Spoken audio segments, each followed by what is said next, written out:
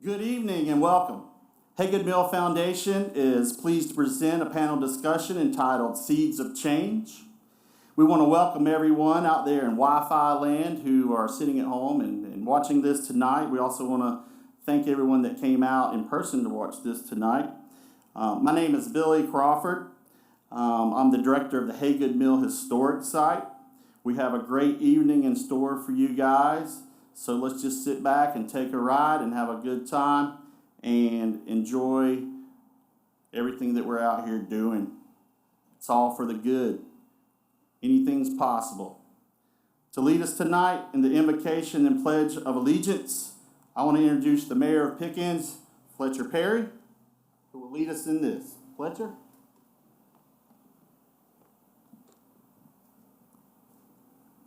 Let us pray.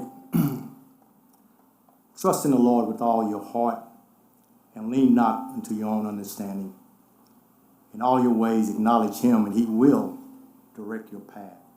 Father God, it's once again that we come humble as we know how, thanking you for the day. Thanking you for the sunshine and thanking you for the rain.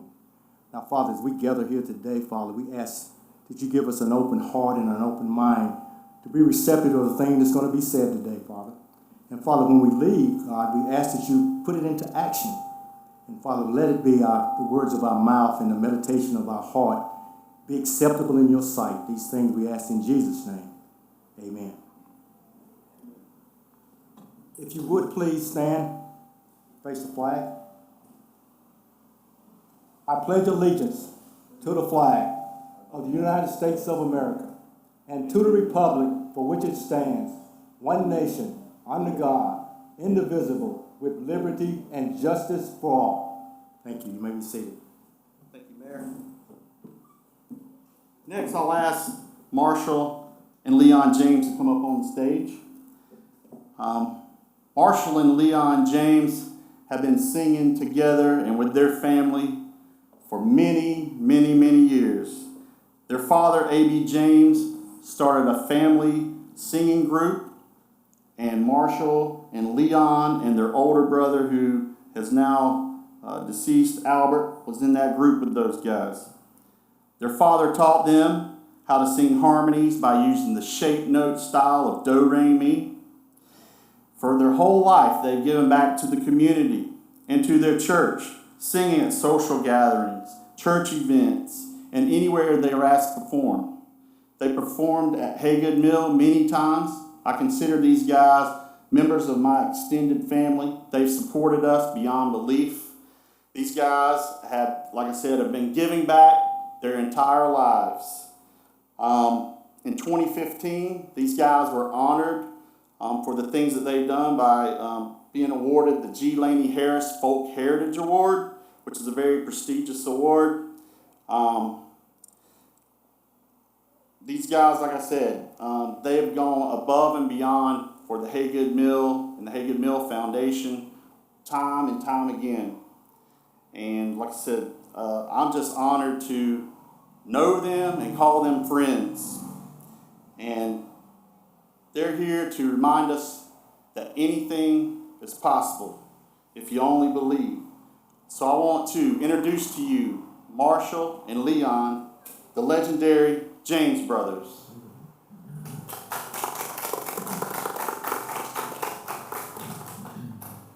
Oh, let believe,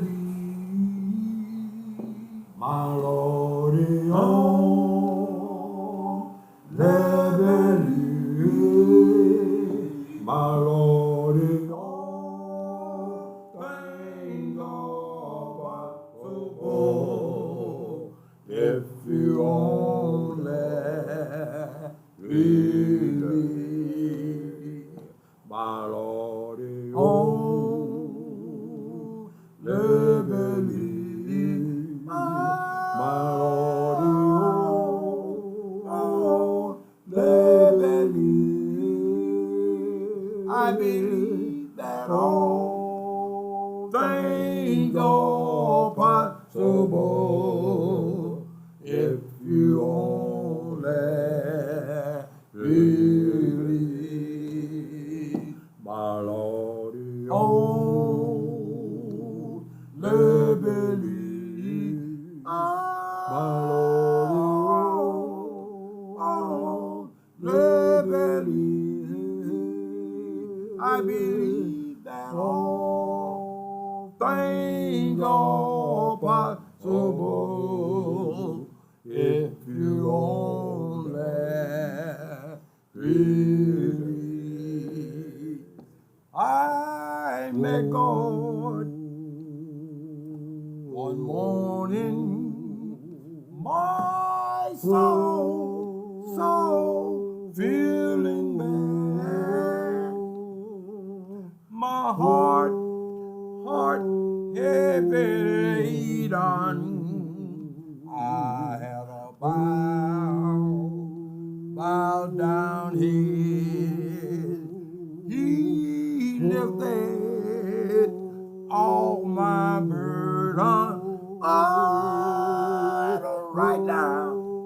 Right now, I'm feeling glad. That's why that all things are possible if you only believe. My Lord, I believe. My Lord, I believe.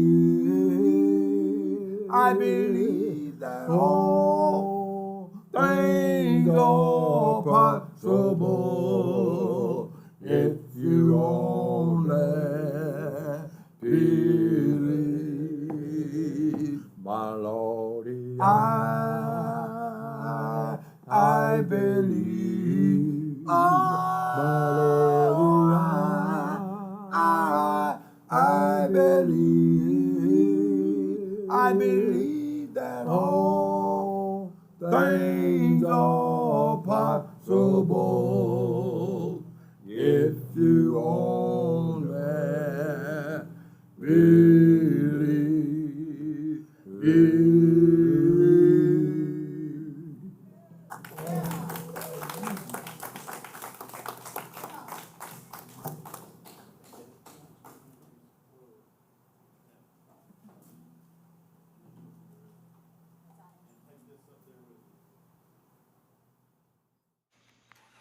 All right, I want to thank everyone for your attendance this evening. I'm going to start out the program with reading a few excerpts from different authors about a sense of place. Dennis Chastain was once described by Greenville News as a modern-day Daniel Boone. He has spent most of his adult life exploring, photographing, and writing about the area now known as the Jocassee Gorges. I'll be reading an excerpt from Dennis's Introduction to Portrait of Southern Appalachia Community, Book 1. This book was written by 5th graders at Holly Springs Elementary in 2006 under the guidance of Dr. Betty McDaniel. In his recent State of the State address, Governor Mark Sanford recalled that while living in New York City, he had noticed that when meeting people for the first time, they invariably asked, "What do you do?" Here in South Carolina, Sanford observed, we asked, "Where are you from?" True enough, here in the South, one of the first things we want to know about someone is, where did you grow up? Where are you from? There's good reason for this. Where we grow up, where we spent our formative years, speaks volumes about who we are.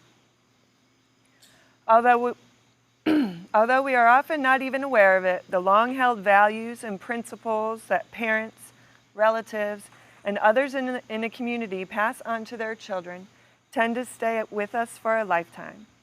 This fundamental fact of life makes it all the more important that children growing up in the Holly Springs community learn as part of their formal education where they are from. The children listen to stories of long-dead ancestors and the trials and tribulations of surviving the Depression years and the Second World War. They heard stories of Grandpa's liquor still and buying penny candy at Ralph Chastain's old store. They heard tales of rattlesnakes and copperheads and marauding mad dogs. They discovered the culinary secret to making possum pie.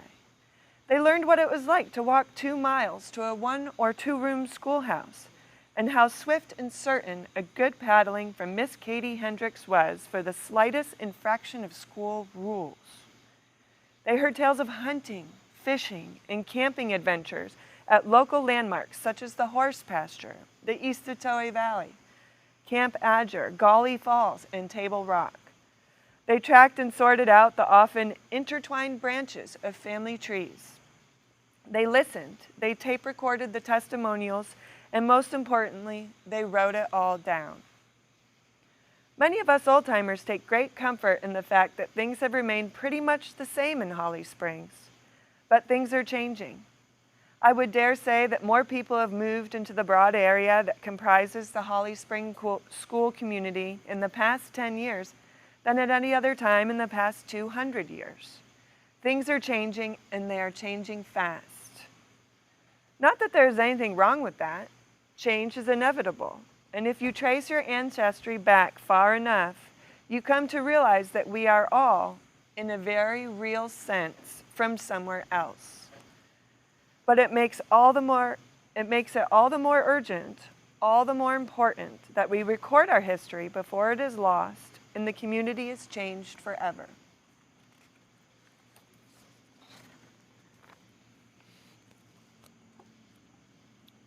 The next excerpt comes from Dr. Mike Coggeshall. Dr. Mike Coggeshall is a professor of anthropology at Clemson University. In 2007, he met Mable Clark and her family, the remaining members of a small African-American community, Liberia, near Dacusville Community. Afterwards, he researched, interviewed, and wrote the book Liberia. The book tells the story of 5 generations of the Owens family and sheds new light on the African-American experience in Appalachia. On her deathbed, Mable Clark's mom asked Mable not to let Soapstone Church go. Since then, Mable, who is a chef in her own right, has been cooking every 3rd Saturday for the community in order to pay the mortgage on the Soapstone Church. They still need around $25,000 by this December to pay it off, and all profits from the book, Liberia, will be used for this purpose. The book is on sale in our mercantile. Again, here's what it looks like. Okay. I'll be reading an excerpt from Liberia by Dr. Coggeshall. Despite the tremendous forces of racial antagonism and economic desperation propelling Liberia's residents to leaving their communities, 2 equally strong forces pulled them back: aging relatives and a longing for the land their ancestors had fought so hard to obtain and retain. These forces are intertwined, for land and people connect through memory and story in upstate culture, for both black and white. Land becomes symbolically important because ancestors owned it, because descendants still own it, live on it, and tell stories about it, and because kin may have been and continue to be physically embedded in it through burial. Aging relatives maintained a dwindling hold on land, and so many times children return to care for aging relatives and to safeguard their family's heritage. Liberia's residents proudly held on to their lands and some of their land titles for several critical reasons. They had struggled against racist pressures to deprive and or cheat them of ownership. They had worked so many decades, even centuries, to earn the money to own that land, and they had established spiritual and emotional ties to that land. Mable Owens Clark remembered that her uncle had everything marked off on the property map, and it was just like reading the Bible. And him and my mother would sit there at the kitchen table and go over it, over and over, year after year, Sunday after Sunday after Sunday. In fact, Angela Young, Mabel's cousin, listed by memory every land purchase made by her linear relatives, beginning with the freed slave Joseph Mitchunkin in 1869. Owning land was just a priority for him, Mrs. Young added. And Daddy went so far as to, even when he drew up his will, to put in there that the land that he left us, his children, was never to be sold. That's the same thing my mom and dad said too, Mable added. They instilled that in us for some reason. Despite the powerful hold of land and memory, by the early 1960s, very few residents remained in Lee area. Those who remained, however, witnessed some dramatic changes that escalated through the next decade. Because of the nation's civil rights movement, Jim Crow segregation gradually faded as blacks entered a diversifying workforce and a nationalizing region. Paved roads and electricity made this rural-urban connection stronger, and various forms of mass media brought national and international news into every home. Chris and Lula Owen still bantered politely with their white neighbors, but more frequently now topics might have included thoughts on the race problem, perhaps stemming directly from the unspoken tension between the diminishing perceived loss of control by whites and the increasing relatively equality of blacks. Lee area soon faced the darkest episode in its history, an episode that then became its brightest moment. You'll have to purchase the book to find out what that is. And remember, these books are on sale in our mercantile. 100% of the proceeds go to support the Soapstone Church. And they have until December to pay off that mortgage, as a reminder. Finally, I'll read an excerpt written by Dot Jackson. Dot Jackson was a beloved Pickens County resident, now deceased. She was an author writing the novel Refuge and a prize-winning journalist, including a Pulitzer Prize nomination. She loved helping young students of history and creative writing and assisted fifth graders at Holly Springs Elementary in learning to interview, transcribe, and write about Pickens County founding families. I'll be reading an excerpt from her introduction to Portrait of Southern Appalachian Community, Book 2, about our sense of place. This book is also available for sale in the mercantile. Indeed, we are old on this land, in this hill country. We came to trade with the Cherokees while it was still their land, and some of us married among them. When the tragedies of war and burning and treaties were played out, we rushed in behind the vanquished and claimed what had been theirs, because it suited us like nothing we had seen before. Generation upon generation, we stayed and we connected. Our families are tied to each other as we are tied to the land. We have so much common history, and one of its foundation stones is pride. Some would say more pride than is good for us. Those of us now old still flinch when we think of how our mothers reminded us every day, sometimes with a pinch and a fierce whisper in our ear, remember who you are, which meant use your napkin. Don't use that word. Go kiss Granny Creeps right this very instant. Behave and don't you dare bring dishonor to your family. Nothing was ever an individual sin or virtue. Everything, good or scandalous, reflected on the name and the kin for at least 100 years, or so we were promised. The times have altered some of that. Mothers are too frantically busy to be so obsessed. Once close-knit clans are scattered and harder to tar as a unit with the brush of a single juvenile misdeed. Beyond that, many of the hours that families once spent together, the leisurely instruction through shared chores and conversation, the teaching of what's important, by way of family stories that once filled summer evenings on the porches and winters by the fire, have gone the way of the butter churn and the rhythm of hoes in the cotton field. Who among the young knows now the way to build a bird trap, or travel by the stars, or smell a snake? Who now, used to restaurants with tablecloths and flowers, could imagine the dining experiences of Sam Baker, some of whose memories spanning 90 years were chronicled in last year's oral history book? And now, to the lack of family time, the barriers of electronics, the cell phones, iPods, earphones, and gadgets that block rather than aid communication between generations. Such obstructions are like the massive dams downriver that now bar migratory fishes from our upcountry streams. There are wisdoms and species that are simply not allowed to pass. If history were pretty much discarded from public education decades ago as a subject too dull to force upon the young, the experiences of these scholars, talking one-on-one with their neighbors to whom the past really happened, show the error of such a short-sighted notion. The texts and the teaching may have been dull, but when the stories come live from the people who saw the times and events take place, who survived the hardships and bear scars of the wars, then history and heritage become a shared adventure. Real communication was in progress. Wonderful stories were being told. History of the home-style sort was being recorded, which may be more accurate and more interesting than much that comes in weighty volumes. Once again, we are finding who we are, and all told, it's pretty good.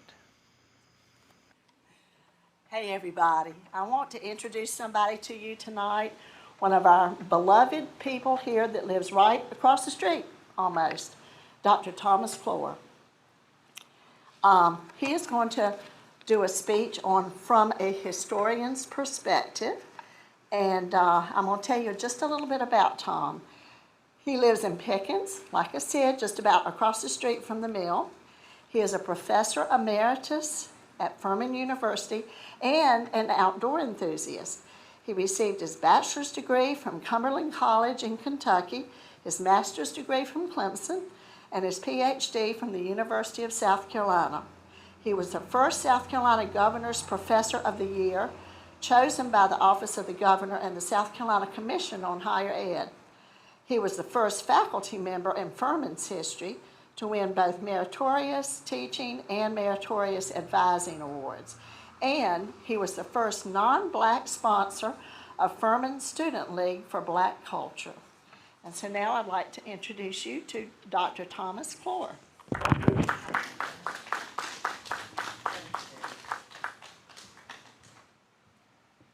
Thank you, Betty. Thank you very much. It's a great pleasure to be here for this occasion, especially with this group of people and for this kind of gathering. When Betty called me, I was working on a paper for Pickens County Pioneers in Civil Rights. Didn't have to look far. I didn't have to spend a lot of time. Fletcher Perry integrated the junior high down here as I finished college and applied to teach in this school district. Now here's what's never been mentioned about anybody that's talked about Fletcher. He did all of that during adolescence. Can you believe that? I don't know about you, but for me, adolescence was a train crash, train wreck. Altercations with peers, altercations with authority, altercations with teachers. And I understand what he went through because I know the system when I applied. I applied the same year that Fletcher integrated the school. And when I was finishing college up in Kentucky, and my parents, we've always been a nomadic sawmill family. We just moved where the sawmill went. And I was born in Cherokee County, North Carolina, near Hanging Dog, where my grandma intermarried with the Wolf clan of the Cherokees, all of her folks. And then we had the mill near Shooting Creek, and we had the mill on Turnip Town in northern Georgia, and we had the mill in Stinking Creek, Tennessee, right next to the college there where I attended. And then we heard about a huge project that was going to take place down in Pickens County, South Carolina, and they're going to build 2 big lakes, and there's all that timber to cut. So my wife and I said, let's apply to Pickens County School Administration. When I did, they said, you have to take the National Teachers Exam. I said, no problem. He said, yeah, and you'll have to take South Carolina history so you know about the history. Well, I'll do that. When I brought the scores in, it was a very interesting encounter. The representative of the school district, the same year Fletcher Perry integrated the junior high, looked at my scores and said, these are extremely high scores. You know why we have that, don't you? I said, well, I was afraid to say, to tell you the truth, but I said that's a level of competence, I presume. He said, no, it's to keep out the N word, the representative of the schools. And then he saw he had me on the rope, so he gave an uppercut and said, there'll be no N's where you're going to be teaching. And I just walked out aghast. I know what Fletcher Perry went through. And there's a proud tradition in America of praising dead progressives. But I'm going to change that honor tradition tonight, and I want to praise Fletcher Perry because I know what he went through. I know the courage it took. I know what adolescence is. Because of my train wreck, I spent many years studying adolescence. And I wasn't the only one that had wrecked, I found out. That it's a time in life. I did 65 research studies, and I'll tell you that it's a very trying period of life. And for somebody to huddle near a wall and have racial slurs thrown at them is unbelievable. In adolescence, at least. So I'm going to praise a live progressive. Not one that's already dead, one that's alive, sitting here. Very recent. Thank you for courage, for your hope, for your optimism. Helen Keller said optimism is the faith that leads to achievement. Optimism. We were talking, the guys and I were talking, you got to have hope. Keep hope alive. I'm delighted that we chose Seeds of Change. I grew up grubbing. For you that are not familiar with Southern Appalachian sawmill village language, that means clearing woodland so you can plant something, plant some seeds and grow something. I learned early in life that there's constant tension between weeds and seeds. Seeds and weeds. After when I cleared a piece of land, my brother and I were using a misery whip. That's a 6 foot, that's what sawmill people call a 6 foot long cross-cut saw. And you go through misery, whipping it back and forth, dropping trees. When I was doing that, I was standing in a patch of poison ivy. And there were poison ivy vines, a noxious weed. Now get this, a noxious weed. And I lost consciousness later because I had same as second-degree burns over 2/3 of my body. And it poisoned my blood. That's the one thing I want to get across. Noxious weeds can poison people's blood. Been there, done that. I know what Seeds of Change can do, but I also know the competition that they're going to encounter. Goes all the way, the weeds do, from the nice weeds down on the creek over here, like that beautiful cardinal flower weed and the New York ironweed. Oh, nice weeds. But then there are the noxious weeds. And they're the ones that will poison the blood of people if they can. I want to make that clear now. In 1954, Brown versus Board of Topeka was the same year that my school burned, like Mayor Perry. And I had to be bussed across to another school far away, and every day, almost every day, was a fight when a group of guys would jump me for a fight. And I hated that.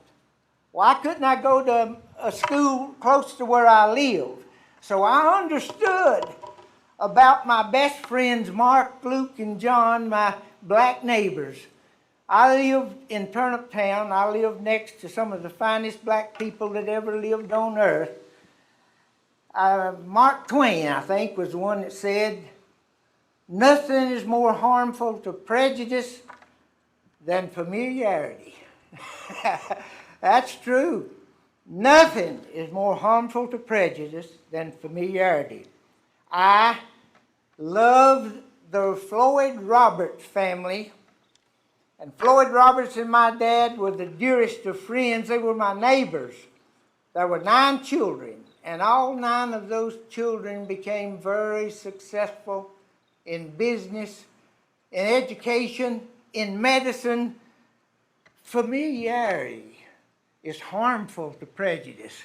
Mark, Luke were twins. Horace and Joe Charles were closer to my age. And when I would go to their church, Pleasant Grove, and hear that good singing like we just heard, and Floyd Roberts would never let a special occasion go by without we were invited to his church. And there we learned what love was really about. We learned that there are very different cultures that have very fine quality, and the African American culture was one of them.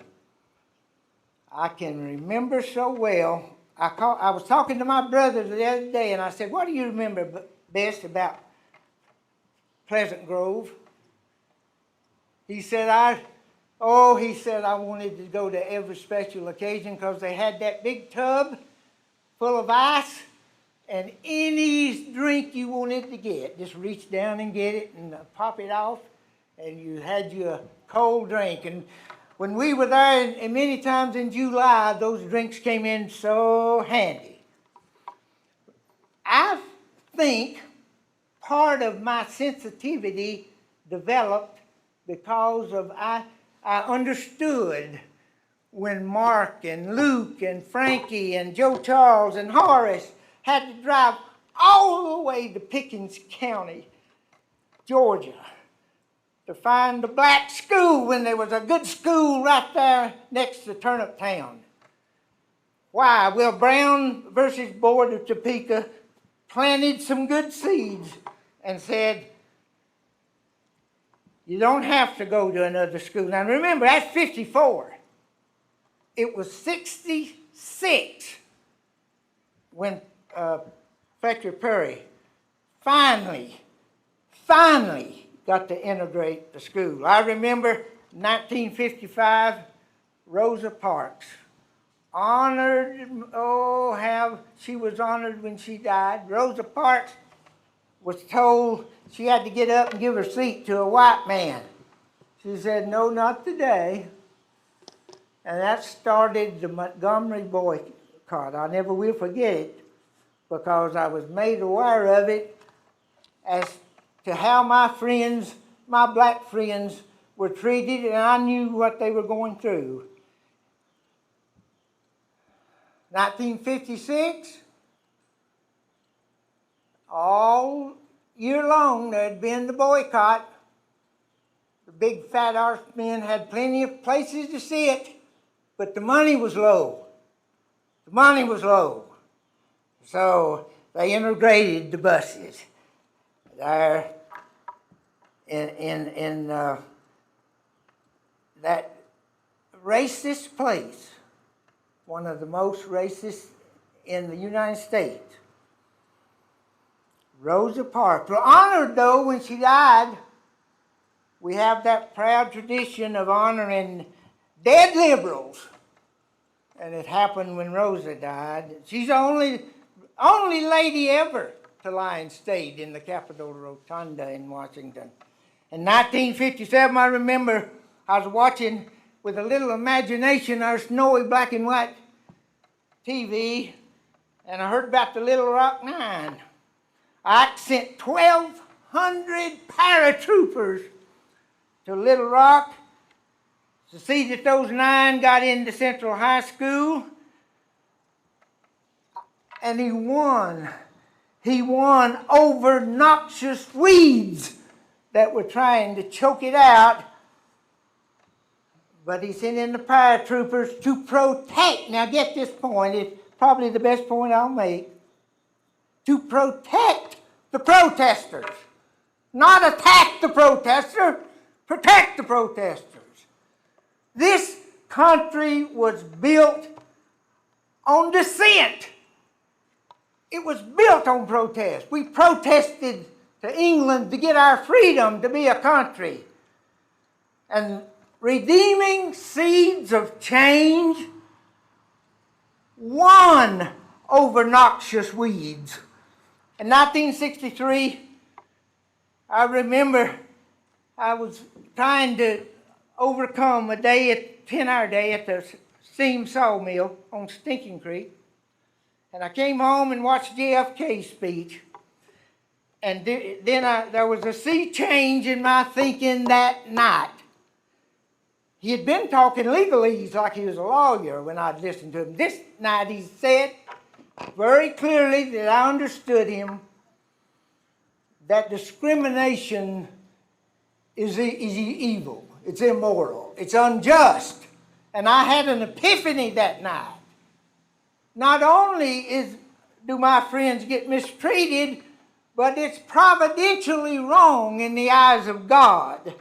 And then in 1963, do you remember in August, the March on Washington?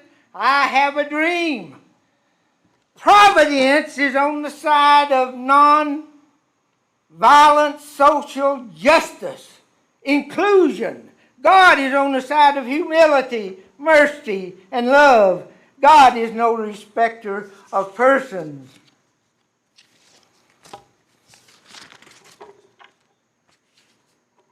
My time's up, so I'll say thank you, pioneers. Thank you, planters of redeeming seeds of change. God bless you.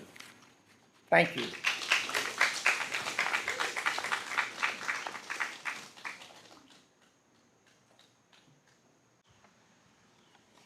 Okay, thank you so much, Tom. From a historian's perspective, he was just telling us, and he brought in quite a few historical moments in our country. We are now going to have 4 people virtually who are going to be speaking, we hope. And we're going to start off. I'm going to go ahead and read the introductions to all 4 of these people, and then we will play those back on a recording that they've already done. First of all, we've got Dr. Laura Marcus Green and Susan Duplessis, and they are from the Arts Commission. They're going to do a talk on the importance of arts and culture in building community. Now, Dr. Laura Marcus Green, has a PhD as a program specialist for community arts and folk life at the South Carolina Arts Commission, where she collaborates on the Art of Community, Rural South Carolina Initiative, and manages several folk life grant and award programs, conducts statewide outreach and folk life fieldwork, and co-develops special projects with statewide community partners. From 2016 to 2019, Green was also Folk and Traditional Arts Program Director at the University of South Carolina's McKissick Museum, where she developed some programming in conjunction with Folk Life exhibition. She also is currently serving on the advisory committee of the online Journal of Folklore and Education, forthcoming issue with the theme Teaching for Equity, the Role of Folklore in a Time of Crisis and Opportunity, which goes right along with what we're talking about tonight. Susan Duplessis is also at the Arts Commission. She is the Community Arts Development Director for the South Carolina Arts Commission, and she's worked at the intersection of arts and culture and community development for more than 25 years, developing and leading the new initiative called the Art of Community, Royal SC, and its corresponding program, Create Rural SC. She continues to practice listening, learning, and connecting in rural and urban settings. A native South Carolinian with deep family roots in Pickens County, she has a wide range of experience in community building. She grew up in Greenville, South Carolina, where she attended local schools and earned a BA in interdisciplinary studies with a concentration in art from USC Upstate. She is a 2013 Riley Diversity Leaders Initiative Fellow and has been a featured speaker in multiple settings across the state and country. Our third speaker will be Robert or Bob Reeder, and he is going to speak on being neighborly. Bob is a native of Rock Hill, now lives in Columbia. He has served as a program director for Rural LISC since 2005. Bob is a 14-year veteran of Rural LISC and has built a 30-year career devoted to social and economic justice and equity and comprehensive community and economic development. He's a National Charette's Institute Certified Community Facilitator. He helped create the Rural LISC Arts and Culture-based Creative Economic Development Funding Initiative. Bob earned a BA in Government from Wofford and a JD from Vanderbilt University School of Law. And he plays some mean spoons. A lot of hearing. And last, we will have Dr. Aaron Mayer. He will be doing a talk on One South, One America. Aaron Mayer is an epidemiologist in the state of New York. He's also an environmental justice pioneer working in the spaces of health, environment, voting rights, and disparities over the last 40 years. Aaron has served as a 35-year veteran, urban environmental activist, regional and national environmental justice organizer, and strategist from the state of New York. He served as the national president of the Sierra Club and serves now on the national board of directors of the Sierra Club.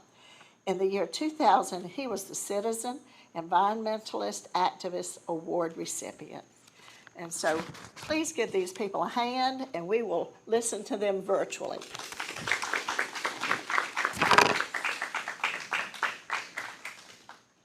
Good evening, and thank you so much to the Hagood Mill Foundation and all who have worked so hard to make tonight possible. I'm relatively new to South Carolina, but not long after my arrival 4+ years ago, I came to think of Pickens and the surrounding area as a folk life epicenter. I'm so honored to be invited to take part in this special program. Folk and traditional arts are distinguished from other art forms through their rootedness in a shared identity, whether that identity be family, cultural community, town or region, occupation, spiritual practice, and so on. I often think of folk life and traditional arts as an informal education, or to quote literary scholar Kenneth Burke, equipment for living, helping us to know how to navigate the world, whether through hands-on skills like quilting or wood carving, family recipes, songs, ways of celebration, or philosophies of life. At this time, like so many around the country, we are pausing to look around and consider where we are, how we got here, and how to move forward. When Betty McDaniel asked Susan and me to talk about building community through the arts and culture, one of the best examples I could think of sprang from another moment in our shared and global history, the aftermath of the attacks on 9/11, 2001. Then as now, we were thrown into a time of fear, anger, and confusion, intermixed with goodwill, kindness, caring, and hope. Whichever path we chose, it was clear that things would never be the same. In September 2001, I was directing an arts program in a refugee center in Portland, Oregon. I was the lone arts professional in a social service agency that helped people fleeing wartime situations from around the world settle in a new home. My work entailed identifying incoming artists and tradition bearers, assessing their arts-related needs and desires, connecting them with the resources they needed to continue their art forms in a new home, and developing public programs through which these artists and communities could share their arts and heritage with the receiving or host community. As you may know, a refugee is a person who has been forced to leave their country in order to escape war, persecution, or natural disaster. Most of the people with whom I worked had no desire to leave, but were forced to do so because it was no longer safe to stay, in spite of deep ties to their land and homes. I remember Tina Mustafic, a Bosnian weaver, knitter, and crochet artist, who carried around in her purse a Polaroid photograph of her bombed-out house that had been in her family for 600 years. Such deep roots are not unlike the connections described in the readings we have just heard, and no doubt the stories we're about to hear about the Pickens area. In writing about the Liberia community, Mable Clark noted that the land and people connect through memory and story, and memory and story become the threads tying people to place through time. Over the years, I worked with refugees. Although they came from vastly different places and cultures, there were some common threads I came to recognize. Since people had been uprooted from their homelands, they had to carry their sense of home and belonging with them. Most were only able to travel with 2 suitcases or less, and some had lived in refugee camps for some years before arriving in the US. And many had had to leave home in a hurry. And what do you think they carried with them? I was always struck by this. Musical instruments, handmade linens made by themselves or family members, tools, the things that were most precious to them to plant seeds in a new home, a new life. At one point, I worked with a group of seniors, and when asked what he brought with him from his home country in the way of traditional arts or culture, one gentleman pointed to his head and said, "Mine, it's all up here. My memories and stories that I want to pass on to my grandchildren." I'd like to pause here and ask you to ponder, if you had to leave your home country in a hurry and could only bring 1 or 2 things, what would you take with you? It's worth stopping to think about. The idea for a multicultural sewing circle was a natural for me, as I'm a crocheter and I have belonged to sewing circles myself. I could see that many women were isolated at home and not able to speak English. Some were working, others not. Surely many had handwork traditions they had brought with them from their home. And it seemed like they probably also had the tradition of gathering to do their handwork with family and friends. I think these traditions are universal across cultures, and I know there's a vibrant fiber arts community in Pickens. Over time, we built up the sewing circle, beginning with a Ukrainian cross-stitch embroiderer and an Eritrean basket weaver from the Horn of Africa. Little by little, the circle grew to include Tima, the Bosnian handworker, Valeriana, the Angolan basket weaver. There was Veronique, the Togolese seamstress from a culture where people order custom-made clothing, and Mabi, the Afghani embroiderer from Kandahar, a tricky place to be from after September 11th. And there were others. The sewing circle developed into a little family. The women's children and grandchildren often came with them, giving them rides, serving as interpreters, learning the handwork stitches, and learning to take pride in their elders and cultural traditions. A year or so into the project, we held a town hall meeting and talked about where we wanted to go with the sewing circle. It was time to write a grant to support the project. So the women wanted to share their work and stories with a wider audience, as well as the story of the special family they had created. They wanted to create an exhibition. In my country are words that began so many sentences when people spoke about their homelands. So this was the title of our exhibit and its catalog, which I have here. With the help of interpreters, we conducted group interviews with each of the women, learning about how their handwork traditions figured into their upbringing, their connections with their family, their sense of self-worth as women, and into their lives and transition as refugees. For many of the women, their handwork was a means of cultural and economic survival, helping them weather years in refugee camps and establish life in a new home. And now helping them to build community with each other. So many differences and so many similarities, but across the culture, I think that handwork provided comfort, beauty, and connection. During her interview, Ukrainian embroiderer Anna Petachuk said, "After going to the circle, you feel at ease and it brings you some happiness. It's so nice to get together because we compare experiences, we compare work, and we exchange opinions, and we just communicate as women. Every woman there practices an art of her country, and we become acquainted with the artistic traditions of other countries. You feel really good. You feel like you're in a circle of old friends that you've known forever. And it doesn't matter that you only know a little bit of English. We manage to understand each other. Maybe it's a language of experience and art." As a public program, we invited people from the broader community to come and stitch and visit with the Sewing Circle. In spite of potential linguistic and cultural barriers, there was an instant recognition of shared passions and talents, a spirit of curiosity, learning, and exchange. There were wonderful encounters among people who would otherwise not have met. Sitting down and stitching together, people found connection and potentially understanding. Strangers built community. I want to close with two favorite quotes about stories. One is, "An enemy is someone whose story you have not heard." This is attributed to Jean Knudsen Hoffman, a Quaker peace activist. And the other is from the time I spent working on the Navajo Nation, where I once heard a Navajo elder observe, "In sharing stories, we become family." So thank you so much for this opportunity to share this story of community building through arts and culture. And I'm happy to hand the program off to my esteemed and cherished colleagues, Susan Duplessis and Bob Breeder, who will bring us back home to South Carolina through their stories. Thank you. Good evening, and thank you for inviting me to be part of this important conversation in Pickens tonight.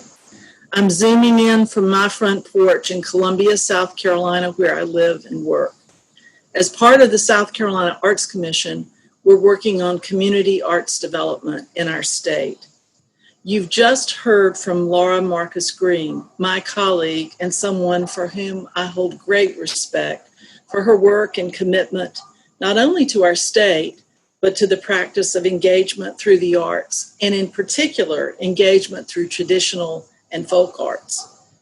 And while I'm not sitting in Pickens tonight with you, my heart is there with you as you lean forward into this important conversation about who we are and how we are in this amazing state called South Carolina. My own family roots go deep in Pickens. I'm the granddaughter of Jessie Laura Friddle Kennemore and Silas Dean Kennemore, who are my mother's parents and who both stream from people here in the Pickens area from the 1700s. When my family built a house in Dacusville in the 1980s, it was just down the street from the rubble of an old corner store at the corner of Little Pond Road and Shoals Creek Church Road. On my grandmother's first visit, she recounted having ridden to that store on horseback, holding tight to her grandfather. That would have been in the early 1900s. The Friddle family, her family, had settled in Peters Creek, just a couple of miles from my newly built home and from that corner store. For me, it was one of those aha moments where you realize how connected you are to a place through generations. And sometimes we have the good fortune to have a grandparent who can share those stories and memories with us. I was that fortunate. If I were to name this short presentation tonight, I would call my part the complexities of people, place, and family, and the ties that bind us. It's been my great fortune to work for a state agency, the South Carolina Arts Commission, that's given me the latitude to explore our state, our places, and the stories of our people, and consider what it is that binds us. We call our program the Art of Community Rural SC, and we've been working strategically for the last 5 years to engage communities in a process that's about identifying our assets, our treasures, our local stories, and places that have deep meaning to us. It's also about how we consider our challenges as a community, whether it's in the healthcare arena, in education, or economic development. But mostly, this initiative is about building relationships with people and between people and place. I'm happy to say that we have 14 counties plus the Catawba Indian Nation participating with us in this deep exploration of who we are in South Carolina and how we connect with one another. I'm especially happy to say that Pickens County is one of those counties where we're going deep. We're doing that with the help of people like Betty McDaniel and her husband Ed, Danielle Yother, who is helping us connect with a creative and entrepreneurial community, and artist leaders like Ellen Kachansky, who is serving as a mentor for creative thinking, inspiration, and design. As we explore our state, our ideas, our stories, we're going places. At least we were going places until the pandemic. Last year, in fact, we brought a group of about 20 folks representing the 6 low-country counties to Pickens on a field trip. And I'd like to share the story of the field trip with you tonight. We came, we explored, we shared. From the Hagood Mill to the new coffee shop in downtown Pickens to Holly Springs Center out in the country, we shared stories about our traditions and our places. We played together. We reflected together. What I believe was especially important about this field trip was that we were able to share an experience. That experience was place-based and rich, based on the arts, culture, history, natural features, and most of all, on the people we met. We traveled to the Pickens Senior Center and saw evidence of engagement through arts, culture, and traditions like quilting and needlework. It reminded us all that many of us share similar traditions and stories, wherever we're from, of grandmothers and great-grandmothers who loved their communities and their families. These quilts, that needlework, they tell that story. Our group, made up mostly of people of color, enjoyed a Friday evening at Aunt Sue's restaurant on Highway 11, just below Table Rock. It was delicious, and for me, the first time I'd ever had frog legs. And I'm not sure, but the occasion might have been another first. When someone heard we had a singer in our group, she was invited to join the band, which had been playing traditional bluegrass and country music. There was a moment considering what she might sing that the band knew, and it was decided that Ode to Billy Joe was it. When she faltered in remembering all the lyrics, because you know it's a long ballad, someone in the crowded restaurant passed their cell phone, hand by hand, over the heads of about 100 people there, all wanting to hear more. And with that gesture, we knew we were sharing a special moment. And as our singer, Elisha Jordan, sang with a local band, she brought down the house. Just a few miles from Aunt Sue's is Illinois Community Center. It's known for its Friday night jams. For anyone that doesn't know, this is where people come together with their banjos and fiddles to play together, young and old, much like I imagine my ancestors might have done. We were clearly not from this place, but we came with interest and openness to the possibility of what the experience would bear. Just being part of the practice of a living tradition there made us think of the music traditions where we're from and how this informal gathering keeps those traditions alive for all generations. Later that evening, we were invited to a local business, the Ale House, where some of us began to jam with some local musicians and create a new experience that linked us from the Low Country to the Upstate. Experiencing Pickens County, the countryside, the mountains, the waterfalls, made such an impression on many of our young travelers who had never seen this part of South Carolina. Connections were made between the Rensing Center and some of our photographers who fell in love with the serenity and nature there. We began to think about the diversity of our state in terms of geography and topography, how close we are in many ways, how different in others. Our experience included hearing the story of Mable Clark of Soapstone Baptist Church, how she and a few others continue to hold on to this place so full of her family's story, where her family and others are buried on this hill where her church sits. Even though we are separated by things like geography and county lines, by history and stories that want to divide us, we're learning that by being together and sharing our cultures, from food to music to needlework, we have so much more in common than not. And that's what binds us as a people of this complicated and beautiful South Carolina. It's a beginning, a place for knowing one another better and asking, what do these moments have to teach us? And that's where we are, who we are, and what I believe our opportunity is: to listen, to learn, grow, and share together. Thank you very much.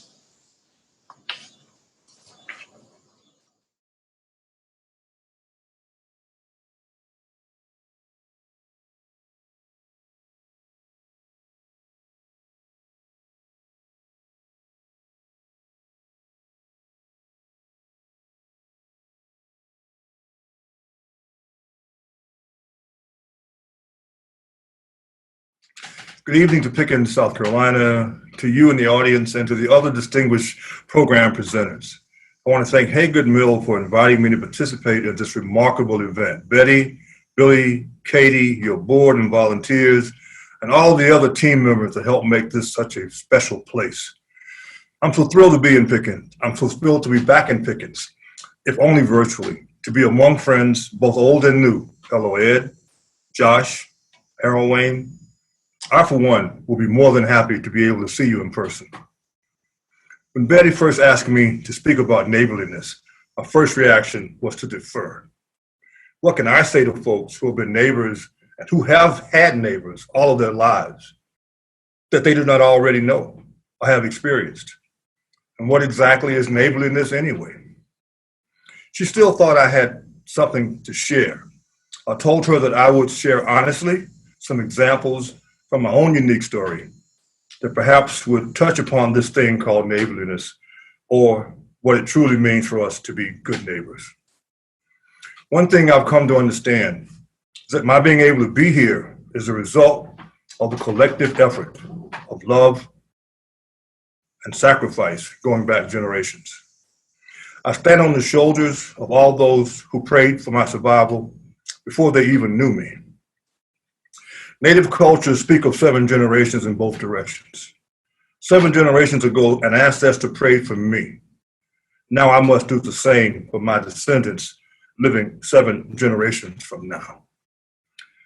I was born and raised in Rock Hill, South Carolina, the eldest son of Dicey May McCullough Reeder and Robert E. Lee Reeder. Yep, you heard that correctly. More about my father's birth name later. On my father's side, I am the grandson of Rachel Elizabeth Alexander Thompson Reeder and Reverend John Alfred Reeder, and the great-grandson of Rachel Alexander Reeder and John Robert Reeder. On my mother's side, I'm the grandson of Dina May Neal McCullough and Reverend John Robert McCullough, and the great-grandson of Dicey Neal McCullough and John Daniel McCullough. Without them, there would be no John Robert Bob Reeder speaking to you tonight. These are indeed strange times. To some, even hard times. We often hear folks remark that we are indeed living in a new normal. But to our ancestors and to their neighbors, stranger and much harder times were their old normal all along. My grandfather, Papa, who had been born in 1878, among other things, was a storyteller.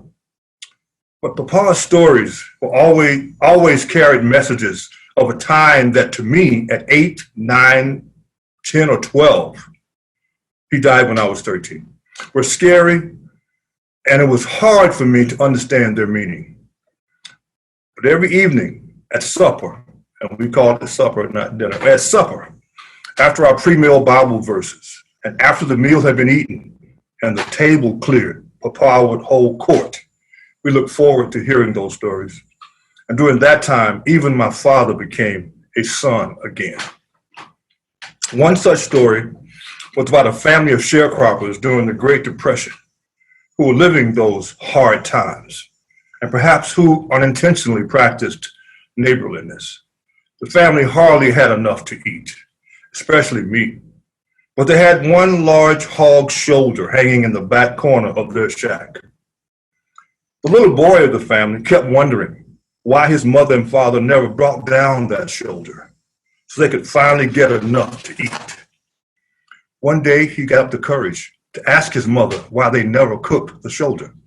"Why, son," she replied, "we are saving that shoulder for Mr. Hard Times, because he is surely gonna come." Well, one day the young boy was saw a stooped old man in tattered, dusty clothes walking slowly barefoot down the dirt road in front of their shack. The boy said hello to the old man, and when the old man asked him, he told the old man his name. The young boy then asked the old man his name. The old man sighed wearily and said, "Son, I guess you can just call me Mr. Hard Times." Remembering what his mother had said, the young boy couldn't believe what was happening. Mr. Hard Times had finally come. The boy told the stranger to wait. He had something to give him. The boy rushed inside, pulled down the shoulder, and excitedly handed it to the old stranger. That evening, when the boy's mother and father returned from the cotton field, the father noticed the shoulder was missing. The father immediately became alarmed that the shoulder had been stolen and asked the young boy if he had noticed any strangers around the property that day. The young boy replied, "I did see a strange old man. He told me his name was Mr. Hard Times, so I gave him the shoulder we had been saving for him." That's how my grandfather ended the story, leaving me to ponder the joke, if there was one, or whatever was the message of the story. Perhaps the message was we should practice neighborliness in the midst of hard times, and that no matter how bad we think we have it, there will always be those who have it far worse. Now, I did try to find a few official points of reference of what it means to be neighborly, just to provide context. And I started with the Bible and found several verses simply just to share. For the entire law is fulfilled in keeping this one command: love your neighbor as yourself. That was in Galatians. Keep on loving one another as brothers and sisters. Do not forget to show hospitality to strangers, for by so doing, some people have shown hospitality to angels without even knowing it. That was in Hebrews. The commandments: you shall not commit adultery, you shall not murder, you shall not steal, you shall not covet, and whatever other command there may be, are summed up in this one command: love your neighbor as yourself. That was in Romans. Now, Webster's defines neighborly as, quote, as or befitting a good or friendly neighbor, friendly, helpful, unquote.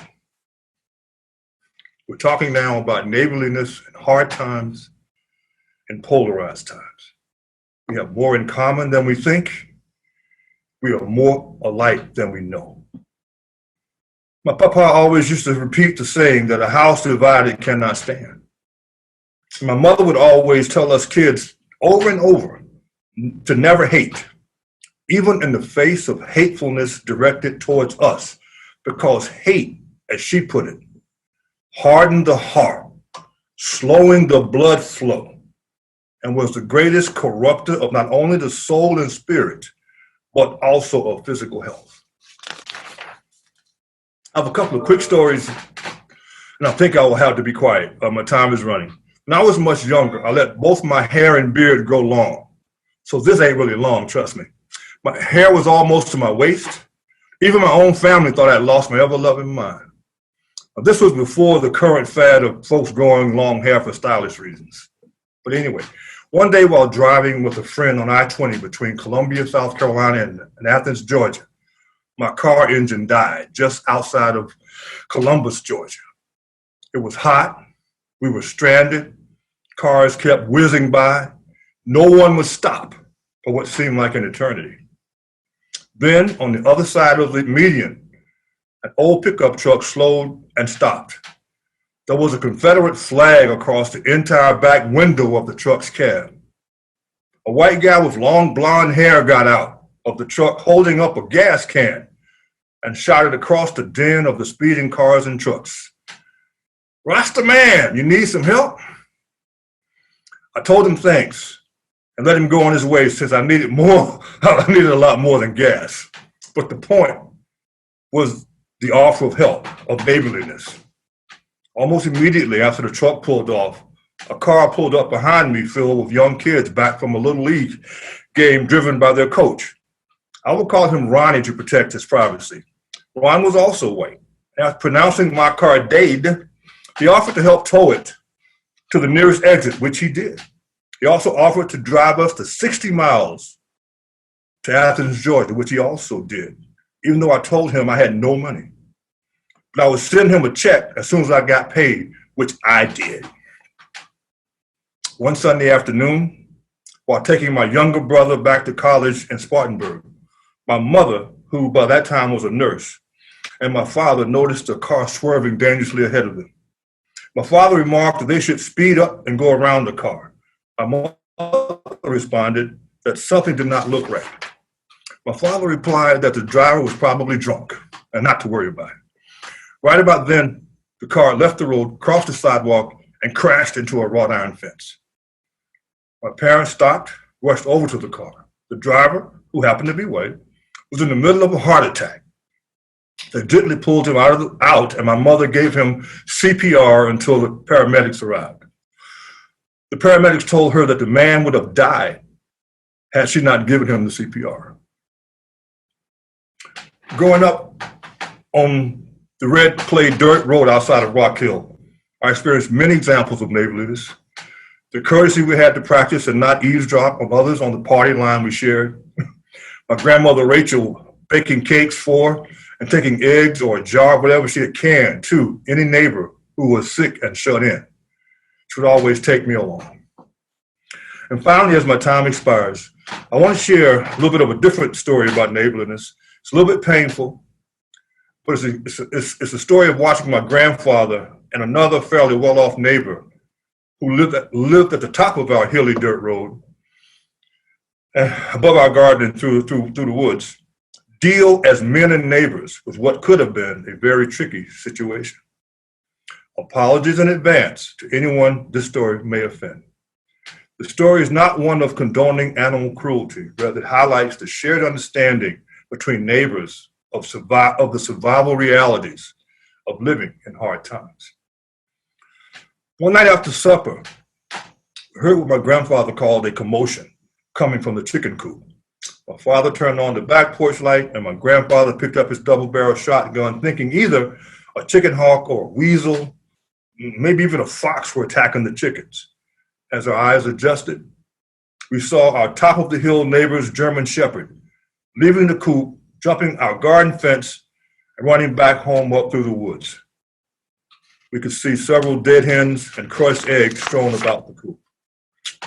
Papa, who always called me simply "you boy," told me to put on my shoes and a jacket and to come with him. He had work to do. He knocked on the neighbor's door. When the neighbor opened it, smiling at seeing us, Papa simply said this was a business visit. Your dog was in my chicken coop. He killed a bunch of my chickens and sucked my eggs.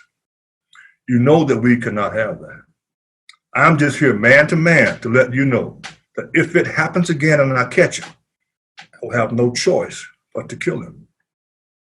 Both men nodded and shook hands. A month or so later, we heard the beginning of a commotion in the chicken coop. Papa, who was an avid hunter and crack shot, grabbed the shotgun and hit the dog full bore as it was leaping back across the garden fence. Again, he told me to put on my shoes and to come with him. We had business to attend to. We had the business of men to attend to. He knocked on the neighbor's door and said, I'll never forget this, said, John, I am so sorry, but I had to kill your dog. The neighbor thanked him for letting him know.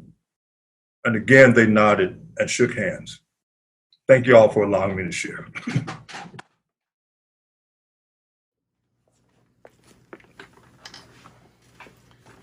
Greetings.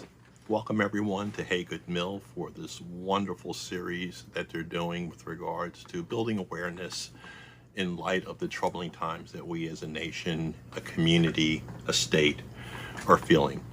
My name is Aaron Mayer. I am the descendant of Barry Mackenzie and Caroline Hagood. I am one of the many thousands that are spread across this country whose home is here at Hagood Mill. And I bid you all welcome to this conversation about seeds of change, growth, survival, and a conversation of family and place, but more importantly, as one of the discussion pieces that were put out there. How do we blossom and grow from this place and space of what once was a slave plantation to building a community of hope and a vision on how we can come together? This is an important and timely conversation in these times. My ancestor, the son of Barry and Caroline Mackenzie, his name was Zion Mackenzie. And I loved his name, and our family treasures his name, not only in the sense of its uniqueness in its biblical sense, but also symbolically what the name means. In fact, Zion was the community in which Israel, the hill in Israel, in which they built Jerusalem. It was the highest point. But also for Christians, it is that heavenly city, the kingdom of heaven. And so my ancestor Zion, when he left from Hagood Mill in the 1870s and settled into what is now the Golden Grove community in Travelers Rest, South Carolina, he took the family on that spiritual journey as the children of Israel from a place with a legacy of blood, toil, and suffering to actually building a new community in a new place, in a new space, but also exercising something that had been long denied them for generations, that right of liberty and self-expression and growth and laboring for one's own good and not laboring under the burden for someone else's.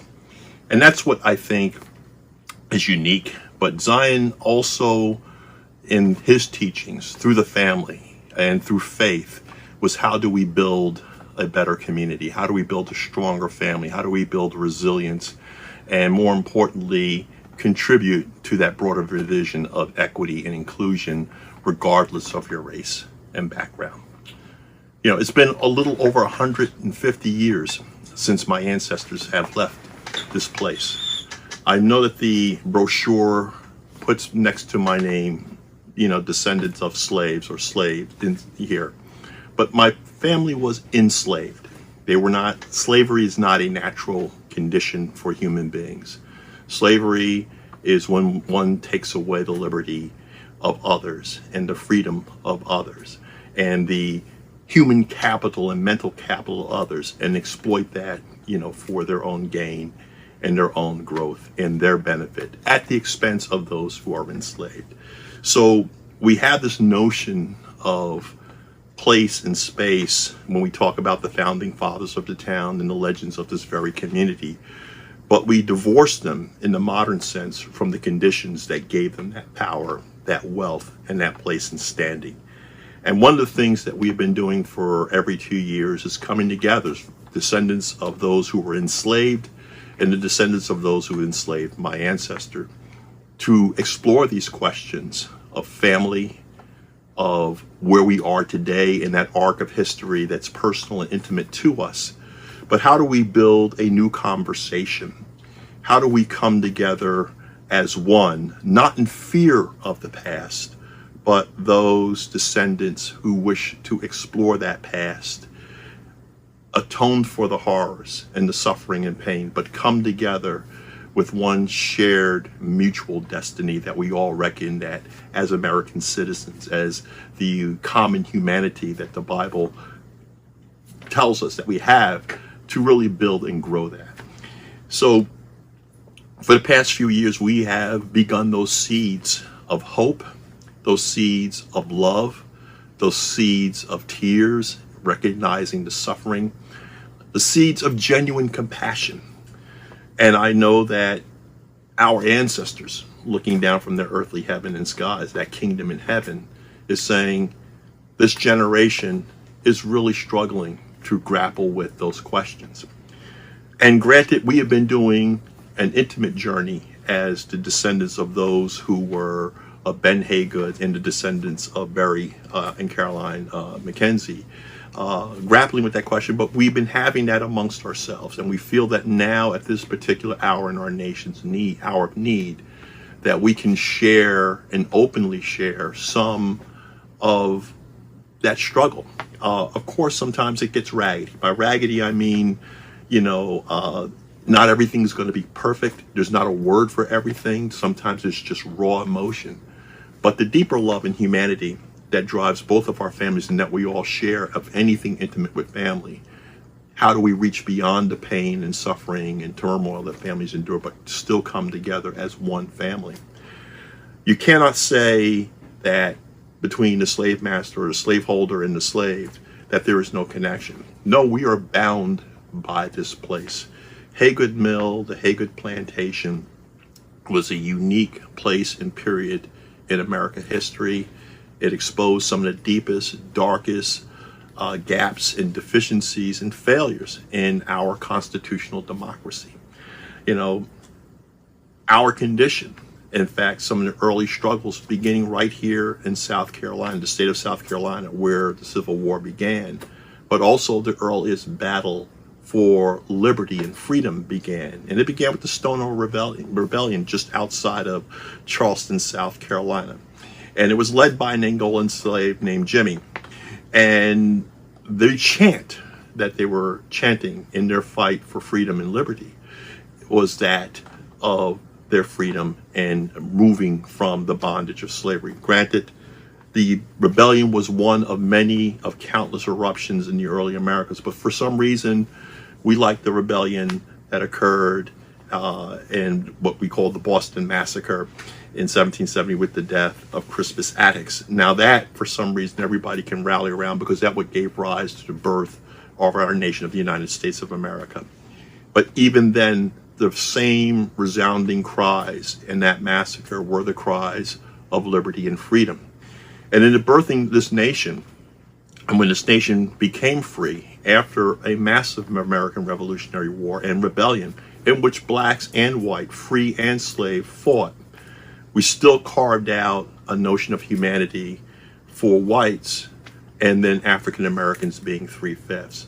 It has been since that original sin, since the founding of our republic, we have struggled with the conditions and the questions over race, power, class, and heritage. So the question is, how do we bring the conversation to full circle? Well, we can look at the end of the Civil War, which was a clear break in which Abraham Lincoln talked about at the Gettysburg Address, our new birth, our new freedom. But we still had to fight another 100 years from 1865 to 1965 to realize that. In fact, there were perhaps members in the Hagood family and their descendants that were part of the struggle, and there were perhaps those who believe, as some believe to this day, in the legacy of what was the Confederacy. And unfortunately, we recognize to this day that legacy, that notion, that sense of heritage, because the word heritage has a lot of power, can be warped. And with words, we can gloss over or paper over things. And the word heritage, in which United Warriors of the Confederacy, which they converted to their lost cause, they wrapped a lot of the trappings and symbols and slogans of our nation's ugly past and South Carolina's deep, dark heritage and connection with slavery. Now, granted, the notion of heritage in some people's sense is a flag and some of the monuments that we see that are being taken down. And yes, it's caused a huge conversation in our country. And some are saying rhetorically, will it result in every monument taken down? My point is, step away from that and step to really, when we talk about what heritage means. And the heritage is one that we need to really dig into. And our shared heritage here at this plantation was a human condition that the Lord in the book of Genesis laid out with regards to children of Israel struggling against Egypt and leaving the bondage of Egypt and finding the great city of Jerusalem and finding God's commandments with regards to his faith and covenants with them in their land that they would be free. In that symbolism, in finding that emancipation, we recognize, even from our biblical teachings, that slavery is not the natural state of any human being, and that good Christians and people of all faiths struggle for their freedom and liberty. And here, even in this place and space, the notion of heritage and the notion of faith are incongruent. We cannot talk about a heritage that talks about the inequality and the lesser of one human being vis-a-vis another. When we know that the Lord, if we're talking about a kingdom of heaven in which we're all elevated and lifted up, or as my ancestor Zion, when he went to create the Golden Grove community in Travelers Rest, to find that expression of freedoms, that we are all included at God's table and the table of creation for all humanity, for the protection of all humanity. This place and space and this notion of heritage, you know, as they say, is the one, in my opinion, that is the proper vision, but not trapped in some battle flag or some monuments. In fact, if those monuments cause the pain and lift up that which was the evil, then we must replace them. We must step away from them. In fact, we must sow the seeds of new monuments and of a new vision to come. And that new vision, I think, begins with the conversation that you're going to hear over today and tomorrow, but hopefully not stop here. You know, that we continue this conversation that tries to pull us together. You know, it's really interesting. Dr. Martin Luther King, in his letter from a Birmingham jail, had a particular section in it talking about the inescapable mutuality of all mankind and of all humanity, in which he said, in the sense that, you know, all people are caught in this network of inescapable mutuality. This mutuality is what binds us as humans and our humanity. And we're tied together in a single garment of destiny. So the heritage of America must be an inclusive heritage. We cannot disown which was the past, but we also must move forward to a better promise of tomorrow, the heritage left by Dr. King and many countless abolitionists and those who fought for freedom and liberty. But he recognized that whatever affects one affects us all. So we cannot talk about people apart from one another, but we must come together. And that he pointed out that our democracy and our civil society could not be perfected without recognizing and lifting up the humanity in all people. And he came to the realization that he could never be what he was destined to be if the people he struggled with were not able to elevate themselves and rise to what they were destined to be. And that we're all caught in this shared web of mutuality in which we must lift up one another and tear one another down. Sadly, Dr. King was assassinated, and folks felt that with the progress and struggles from the 64 Voting Rights Act, 65 Civil Rights Act, all the way up to the election of America's first African-American president, that we were beyond these things.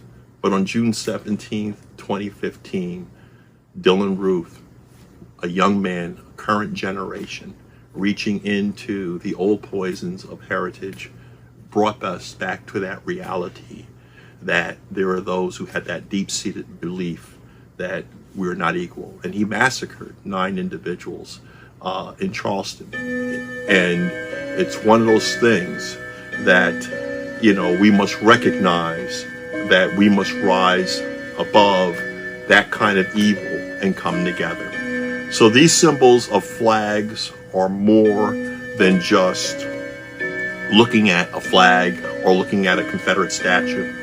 We must now look to the teachings of our Creator, look to our beautiful constitutional democracy, and find those places and voices where we can come together as one people, as one humanity, or as we're doing here at Hagood Mill, as one unique family.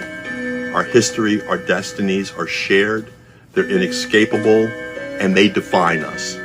I hope you do enjoy your visit and the conversation today and tomorrow.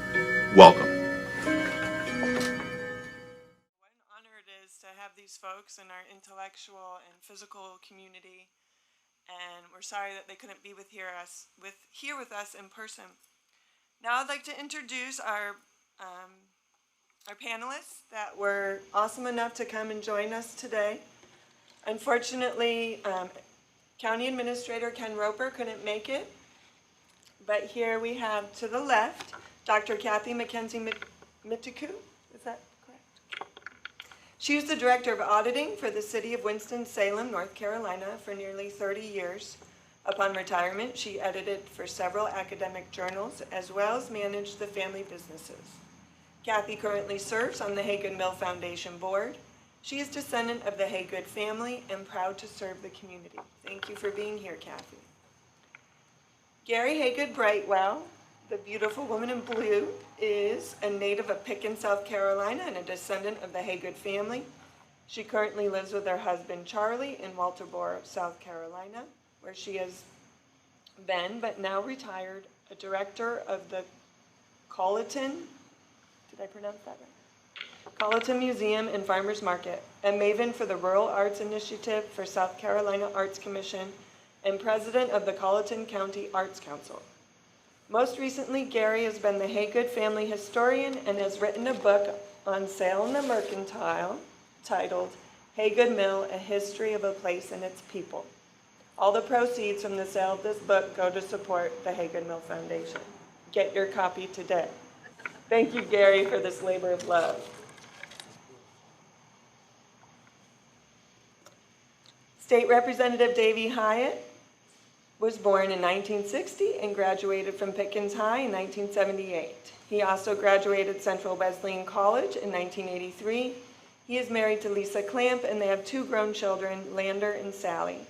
He's the proud granddad of 2 granddaughters, Ruby Lynn, 2 years, and Marianne, 2 months old. Davey also is a member of Rotary and has served as deacon at the First Baptist Church of Pickens. He's the owner of Hyatt Printing Company and was elected to the South Carolina House of Representatives in 2004. Thank you, Davey, for being here. Mayor Fletcher Perry, Mayor of Pickens, is a man with a true servant spirit. He has exhibited this selfless and thoughtful service in so many ways since his return to his hometown after a successful career in the U.S. Army of 42 years. Serving 12 years on city council led him up to becoming the first black mayor in our county's history. Concurrently, Fletcher has run small businesses, giving opportunities for work and serving the community. Thank you, Mayor Perry, for being here. I look forward to our panel discussion, and I will pass the torch to Joshua Johnson, who will be our moderator, and do the question and answer session.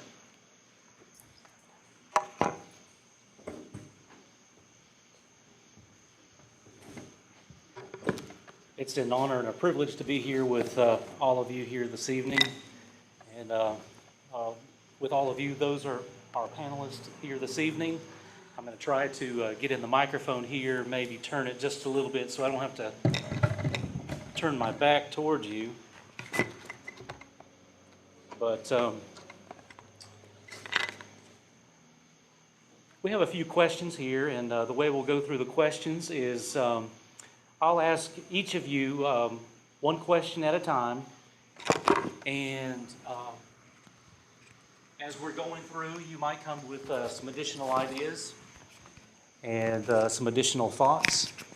And so we'll be looking forward to your answers and how we can further this discussion. And we live here in the Pickens community. And it's amazing to me, even here in Pickens, we have our smaller communities. And I think, a lot of our discussion can be based around that. How do we get a central community around our multiple smaller communities? I live in Pumpkin Town. I don't see a lot of people. I feel like I'm so distanced from the city of Pickens. My parents moved from Pumpkin Town, and they live in Pickens now, so that's actually connected me more with the goings-on in Pickens.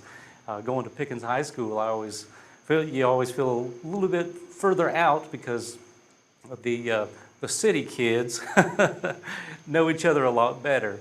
And I think that's an interesting point to be able to connect our smaller communities together within our larger community that is Pickens and Pickens County.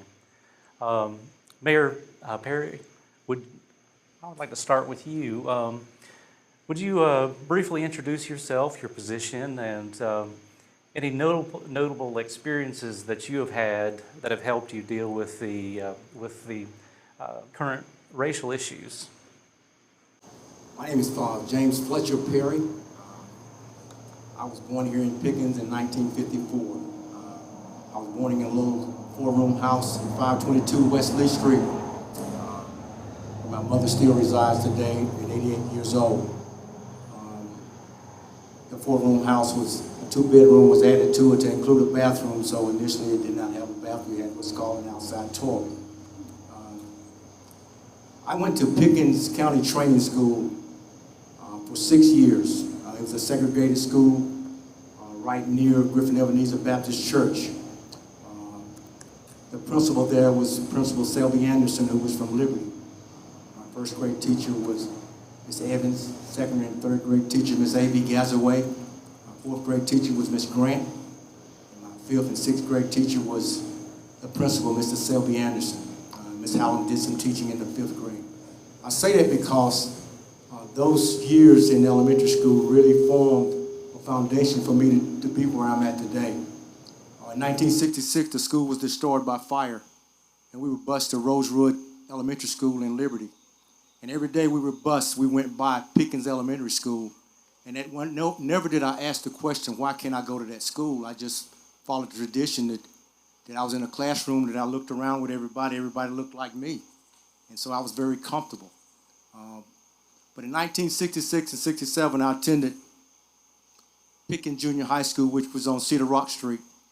And that was a very different atmosphere. I went from looking at kids that looked like me in the classroom to looking around, and I was the only kid in the classroom that looked like me, okay?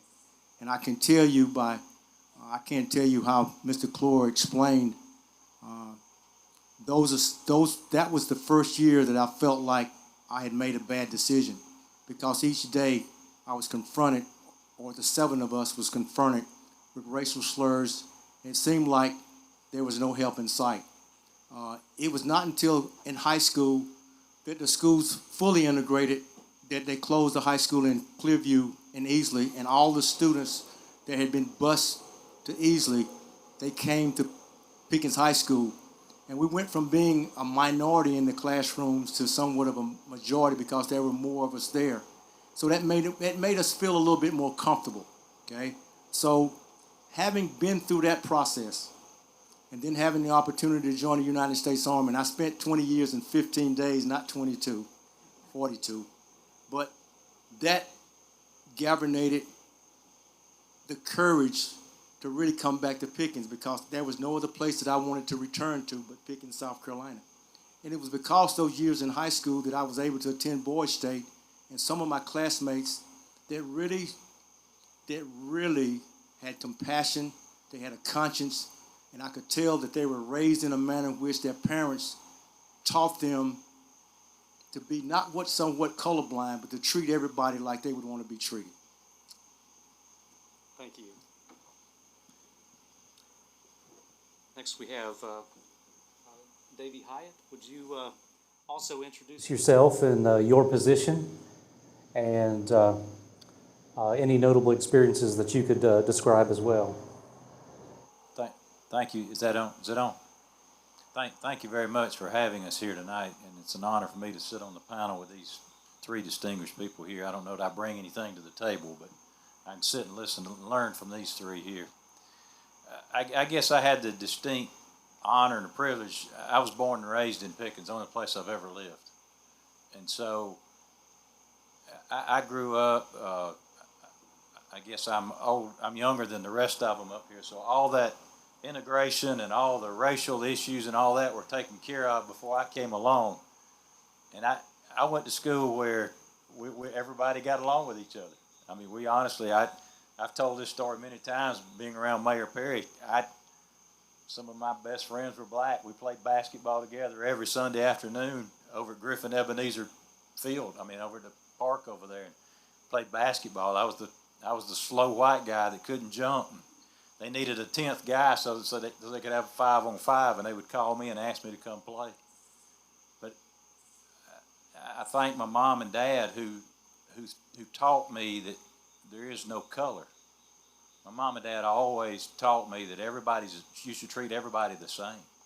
I can specifically remember my dad, who was the editor of the newspaper here in Pickens for over 40 years, telling me story after story of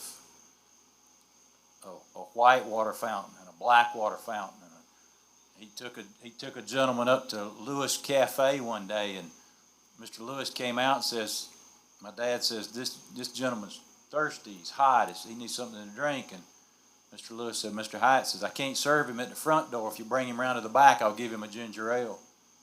My dad told that story and said, son, we don't need any more of that. And so he never really had to hammer that into me. My mom and dad always showed that to me by the way they lived, because they always treated everybody the same, no matter who they were.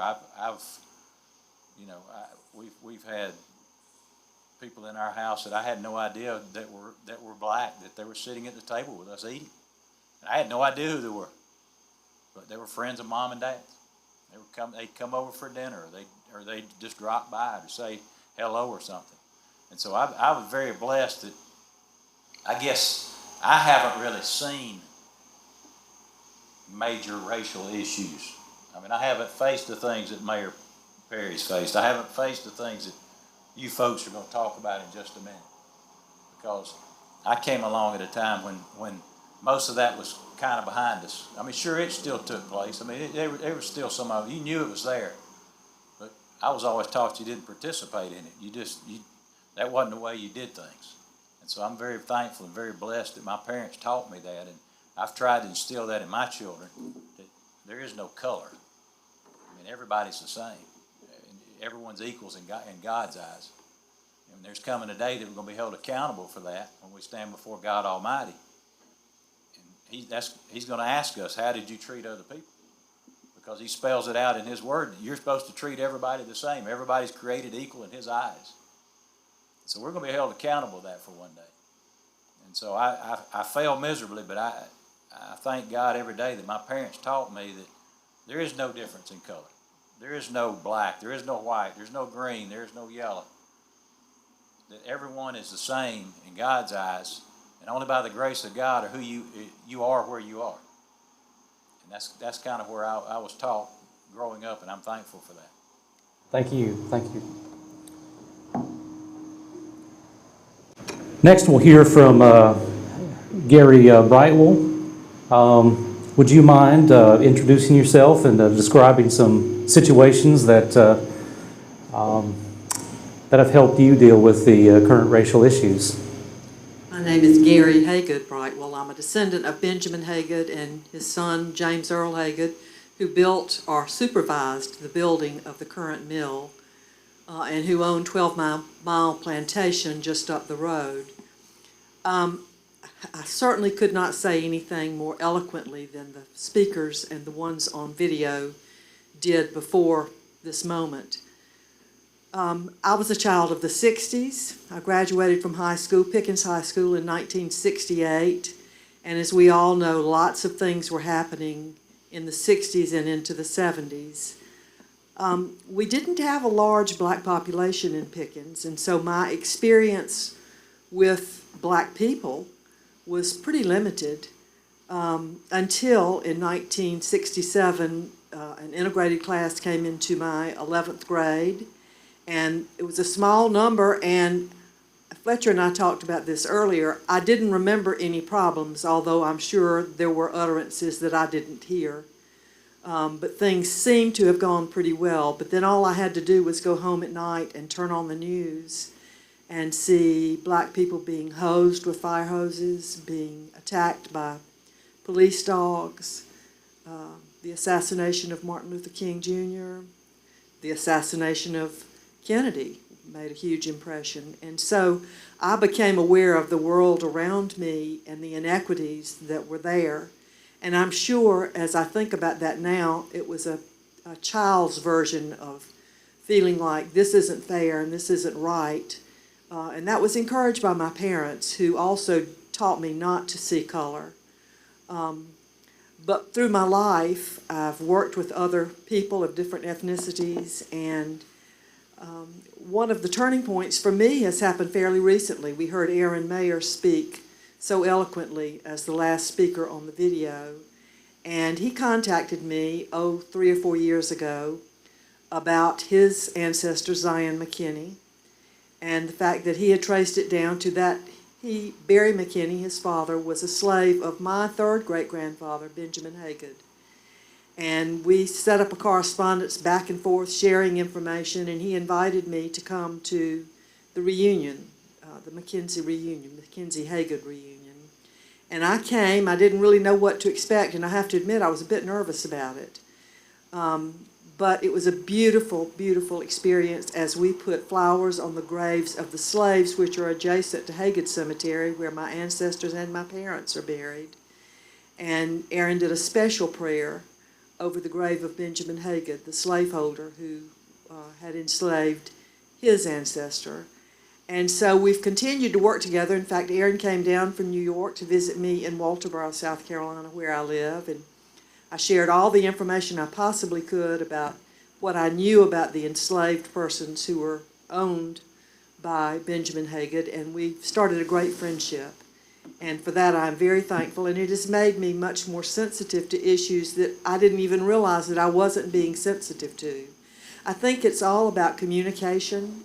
I think we need to learn to talk to each other. And as soon as you work with or have a black friend or a Chinese friend or whatever it is, it takes some of the fear and angst out of it. Prejudice comes from fear. And if we learn to overcome that and see that we're all people, we're all God's people, it makes a real difference.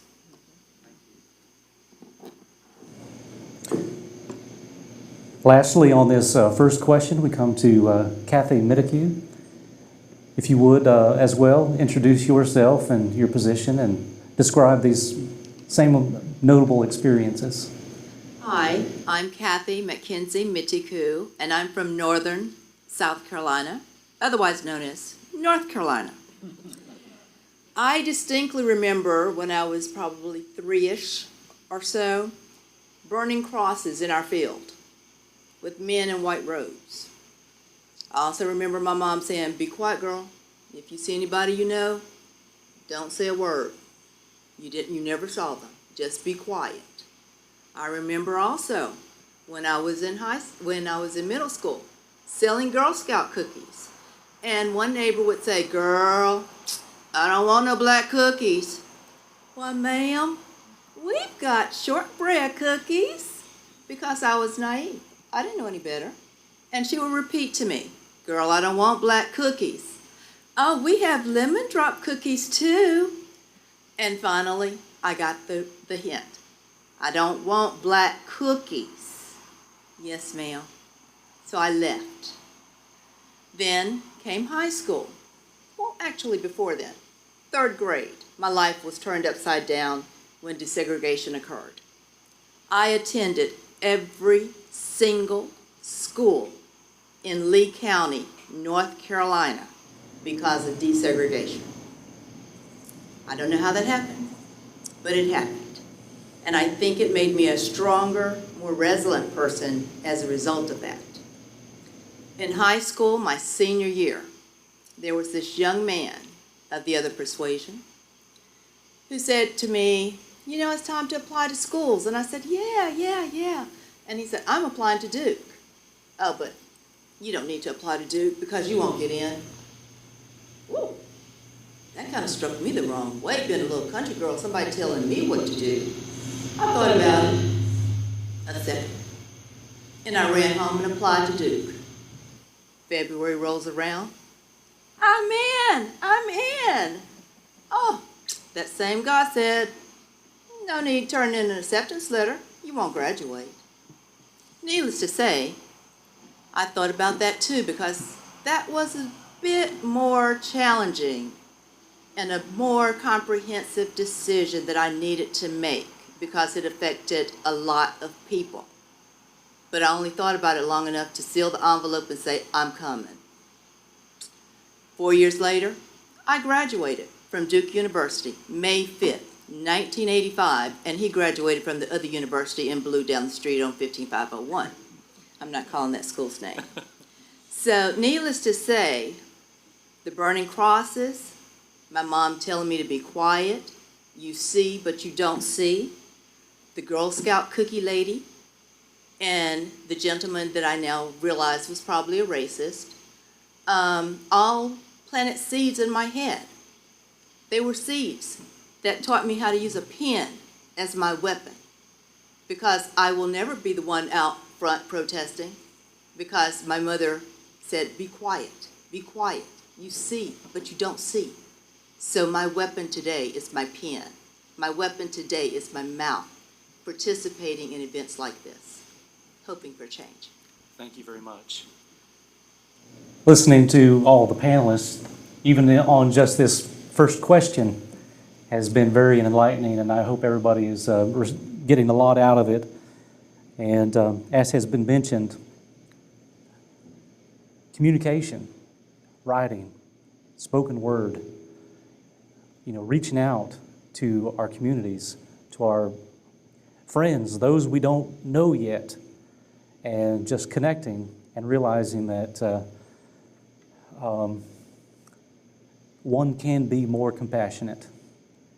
And also, one of the things that I heard and noted was that it was also somebody that passed down to each of the individuals. And maybe something for us to take note as well is that what are we passing down, as individuals? Let's go to the second question.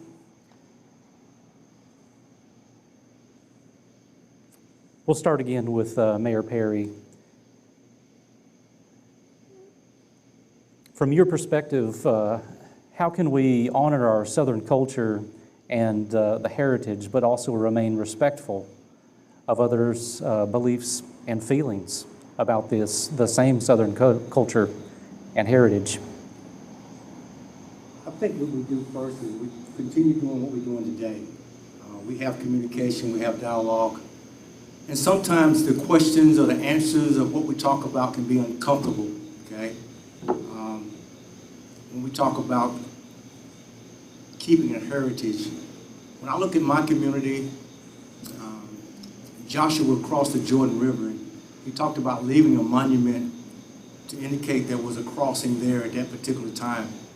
When I look at my community, there is no set place or monument or document or something says that people of color were here.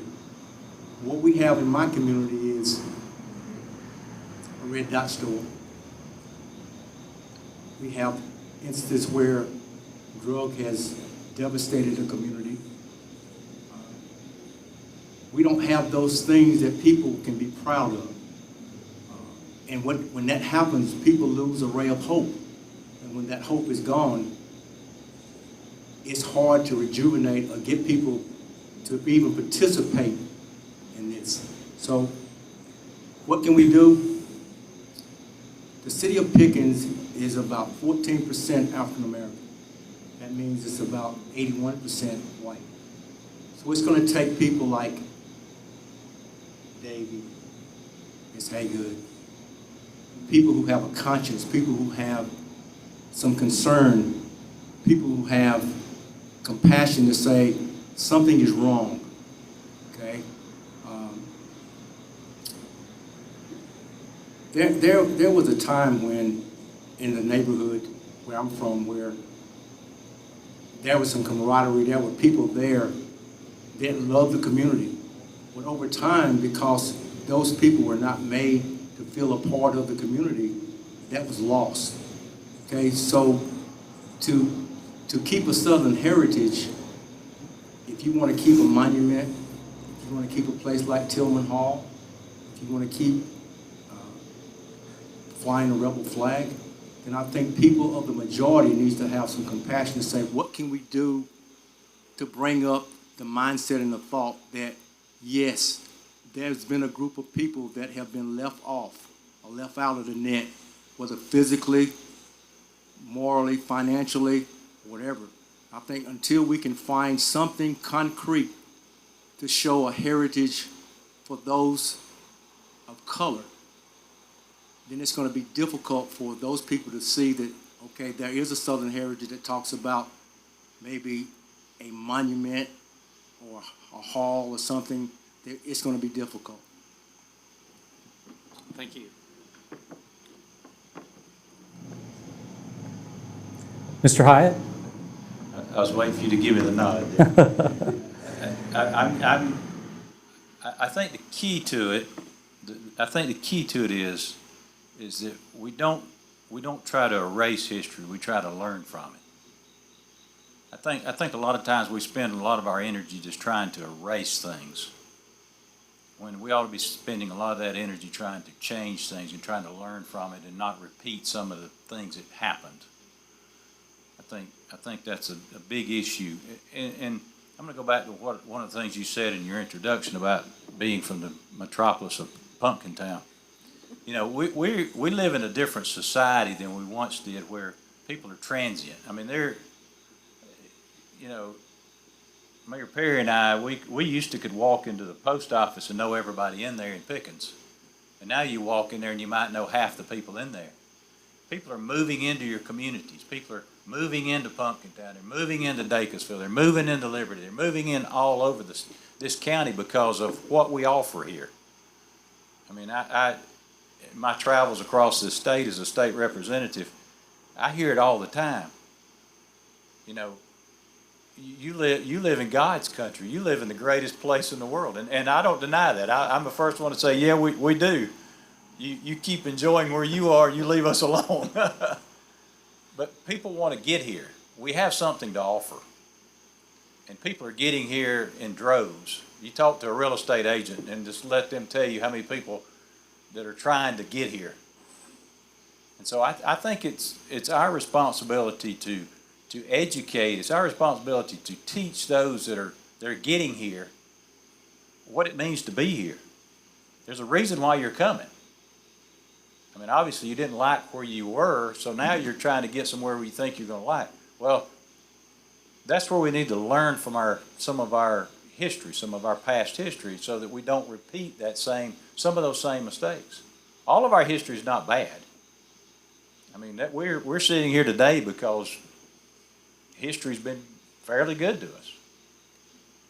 And so all of our history is not bad. We just need to make sure that we teach people. We educate our young people. You go talk to a young person today about history. Mr. Cloer out there, he'd sit down and he could sit down and talk to a group of young people, and they would look at him like he's some kind of crazy guy, because they wouldn't have any clue what he's talking about. And he's talking about the history of Pickens County, a great historian who knows more than he shares with us. And so it's important that we continue to teach people that want to come here, hey, look, this is where we are.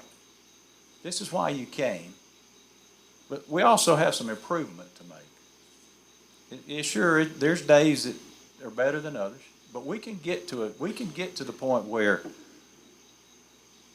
I can reach out and he knows, I love him as a brother. But we can get to that point where we get along. Everybody gets along and everybody loves each other. We can get to that point, but we have to educate people. We're never going to change some folks. We know that.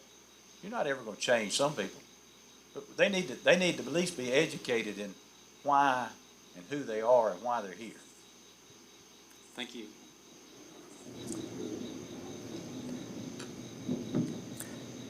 Gosh, I've got a lot of thoughts going through my head. I do too.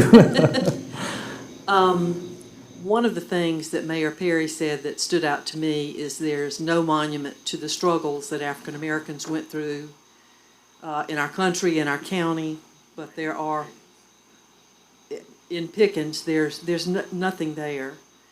I do want to address something that was alluded to earlier through our cousin, Aaron Mayer, descendant of an enslaved Hagood owner. We have been working together for about 18 months now, and COVID has sort of slowed us down, but we cleaned up the part of the Hagood Cemetery that was enclosed by fencing. On the outside of it was the slave cemetery, and it had never gotten any care. It had never been damaged, but it hadn't gotten care, and so we cleaned it up, and we have plans to fence that area and put a marker there for the enslaved Africans who are buried there. I think that's a step in the right direction from our family perspective. We've also talked to Billy Crawford here at Hagood Mill about some sort of exhibit or historical placard or something honoring those slaves who most certainly worked at Hagood Mill. I think giving people respect, be it in the form of what I'm talking about or just acknowledging the pain, the suffering that they have been through, goes a long way. Also, I was struck by the word heritage, and I was thinking the same thing, and of course Aaron beat me to it, he's so darn smart. But I don't like the use of that word anymore. I feel the same way about it that I feel about the Confederate flag. It had its time and its place, but people have kidnapped that word and those symbols for racist purposes. And I don't like to use the words Southern heritage, nor do I like the Confederate flag. I think it has its place in a museum to talk about the history that went along with it, but I don't think it's anything that we need to flaunt, and I think that has hurt a lot of people. Black people in particular, and I don't live in Pickens County anymore, and if I did, I probably would get eggs thrown at my house about some of the things that I'm saying, but it's time for us to move on. It's time for us to put the past in its proper perspective in a historical manner and move forward with change. Thank you. I'm half afraid to pick up the mic because I think I was the one that made the sound a few moments ago. But I agree with my cousin here, Gary, because I too am a Hagood descendant. But I think for the most part, people in general associate Southern heritage with military heritage. You're either a Confederate or you're a Yankee. So therefore, everything that trickles down from the Confederacy, be it the flag, be it the statues, be it the leaders, are all considered Southern heritage. If we redefine that, such as that Southern genteel woman, the grits that are milled and sold in Hagood Mills, yes, that was a plug, the baskets that are made along coastal South Carolina, the baskets that are made along coastal Georgia, the jazz of New Orleans, the country music of Nashville. We need to adopt those things as Southern heritage because it cuts across all ethnicities, all genders. No one will be offended. We need to just totally wipe out everything affiliated with Southern heritage that is associated with the military, period. Everything will be solved. Thank you. We'll come to our third question here in our questions here. What are some programs or activities that you know about or that you're connected with that we have or possibly anticipate coming to the community, which improve the communication and and our additional activities toward increasing a fully involved community? Mayor Perry?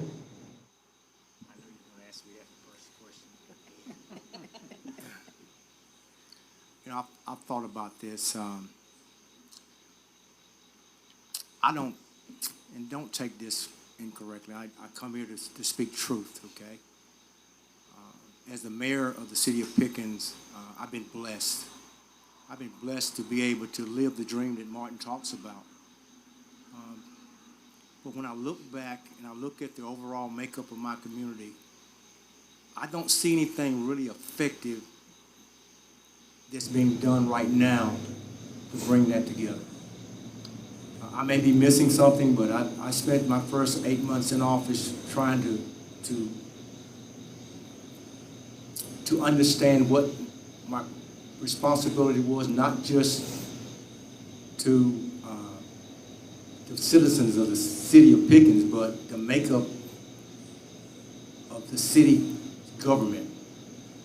And when you wrestle with things that's going on within the government, I've had little or no time to really look at the things outside of that to find out what is it can we really do effectively to bring people together.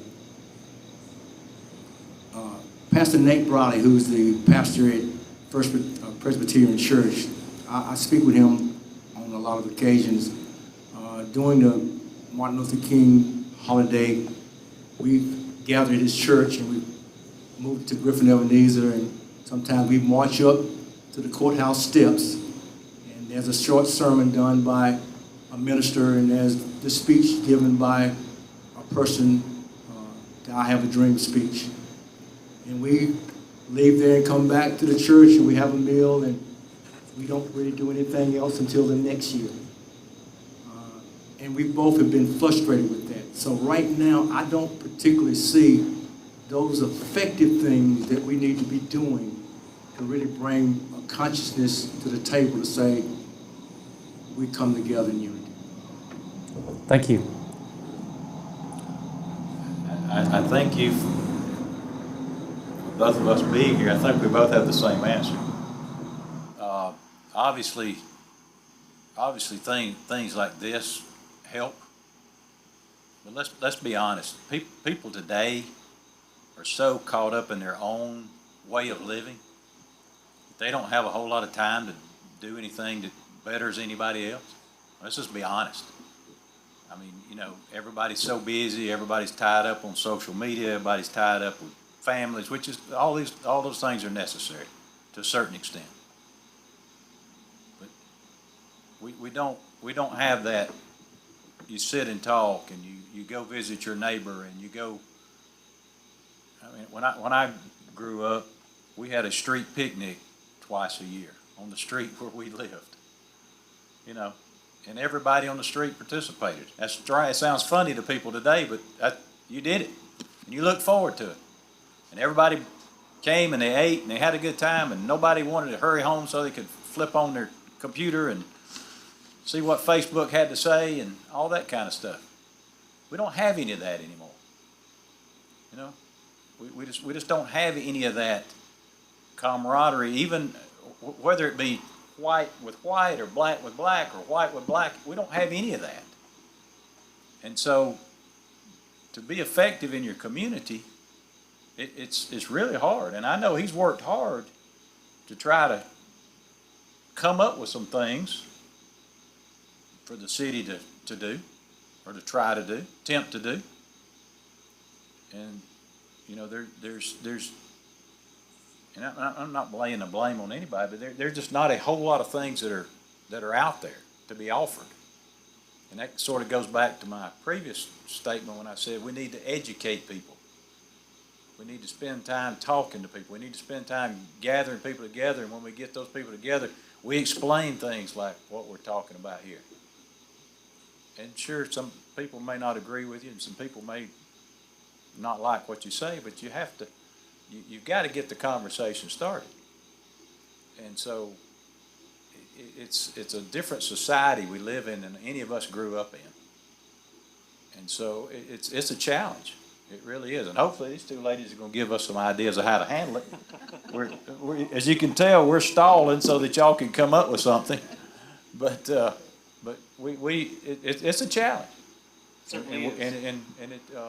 We're all busy. We all live our own lives, and it's just a difficult thing. Thank you. Gosh, y'all are sure giving me a lot of hard acts to follow. I appreciate what both Mayor Perry and Davey had to say about that difficult question. And even though the demographics are different in the county where I now live and was museum director of Colleton County, we have a 55% African American population. But one of the things that I faced as the director of the museum is we never had any black people coming into the museum. And I felt that our collection ought to be reflective of our population, and events that we did needed to draw all segments of our population. And I can only say by a stroke of luck, not by a stroke of genius, actually, I contacted an African-American dentist who practiced in Walterboro, and he has an extensive African-American art collection. And so we made a huge do. We got on the radio, we talked, we went to churches, we contacted African-American sororities and fraternities and made a big do of the big exhibit we were going to have. And that made such an impact on our African-American population that we started seeing daily visits for them because they trusted us to show their story. And once we got them in there, they saw that we already had some of their story in the museum, and it encouraged other exhibits. I don't know that that really fits the question, but that's the most successful experience that I've had. But I went to a church meeting one time, and we were bemoaning the fact that all Protestant denominations face now, not as many people go to church anymore as used to. And that's a sad thing. And one of the ministers there said, you've got to meet people where they are. And he gave an example of the church setting up a lemonade booth at a Little League baseball game, giving out lemonade. Churches meeting together. We've done that in my little Episcopal church. We have an AME church right across the way, and we've each attended special services. We've come together to sing music. I think there's still small ways that you can bring people together. You just have to work a whole lot harder at it because our society doesn't work like it used to do. When we sat on the front porch, rocking at night, when we had community get-togethers, we're stuck in our house, and particularly now with COVID, and we don't know how long that's going to go on. Maybe meet the people on Facebook, at least tell them what you're doing and like their things. It seems a silly thing, but that's where people are. So you've got to meet them where they are. Thank you. Kathy? In Winston-Salem, there is a governmental department that specializes on trying to bring the community together as one. They host events such as Cinco de Mayo, Juneteenth, different countries in Africa, different nationalities that are there representative in the community, the Indian community, the Asian community. However, as the gentleman before me have said, once that day is over, everyone scuttles back to their own corner, and they never really interact again. So that really isn't a solution. We're just together for 8 hours of a day, and then we're back in our own separate worlds. So we really don't have anything to bring us together in Winston-Salem. We're separated. Thank you. A couple thoughts came to mind when I was listening to some of these discussions here that, a few years ago, I was able to experience on one of the August 3rd Saturday. I'm a musician, and there was a wonderful collection of musicians. I believe the James Brothers were there, and I play in a bluegrass band. I play traditional style fiddle, and at one point, the James Brothers were singing. We were all backstage, and we started playing along with them, and it was that thing that brought us together. And another instance was Bob Reeder had mentioned coming to Pickens County and visiting, and I got to spend a couple evenings with him, and it was such a joy and a pleasure just to. And the friends that he had brought with him, we sat down and I'd play a little bit of fiddle, and we were at the ale house, and there happened to be a couple hand drums in the corner, and a couple of guys, they went and grabbed them, and they'd never heard these tunes in their life, and so I'd play a fiddle tune, and they'd come in with beating out these rhythms, and it was just. We just really were able to connect in that particular experience. It was a lot of fun, and I really enjoyed spending time with them, and I was grateful that my daughter was able to be with us and play with us too, and so she was able to experience that very same sort of thing that,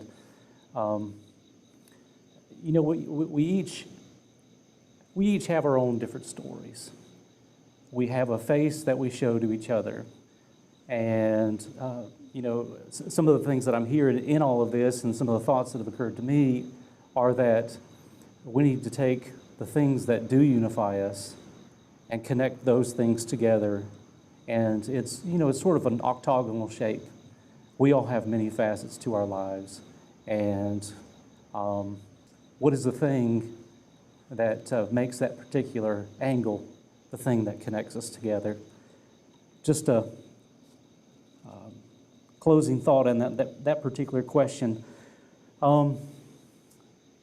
Lastly, I would just ask each of you if you have maybe just 45 seconds or to, a minute worth of comment, just as a closing remark as we close out our evening here.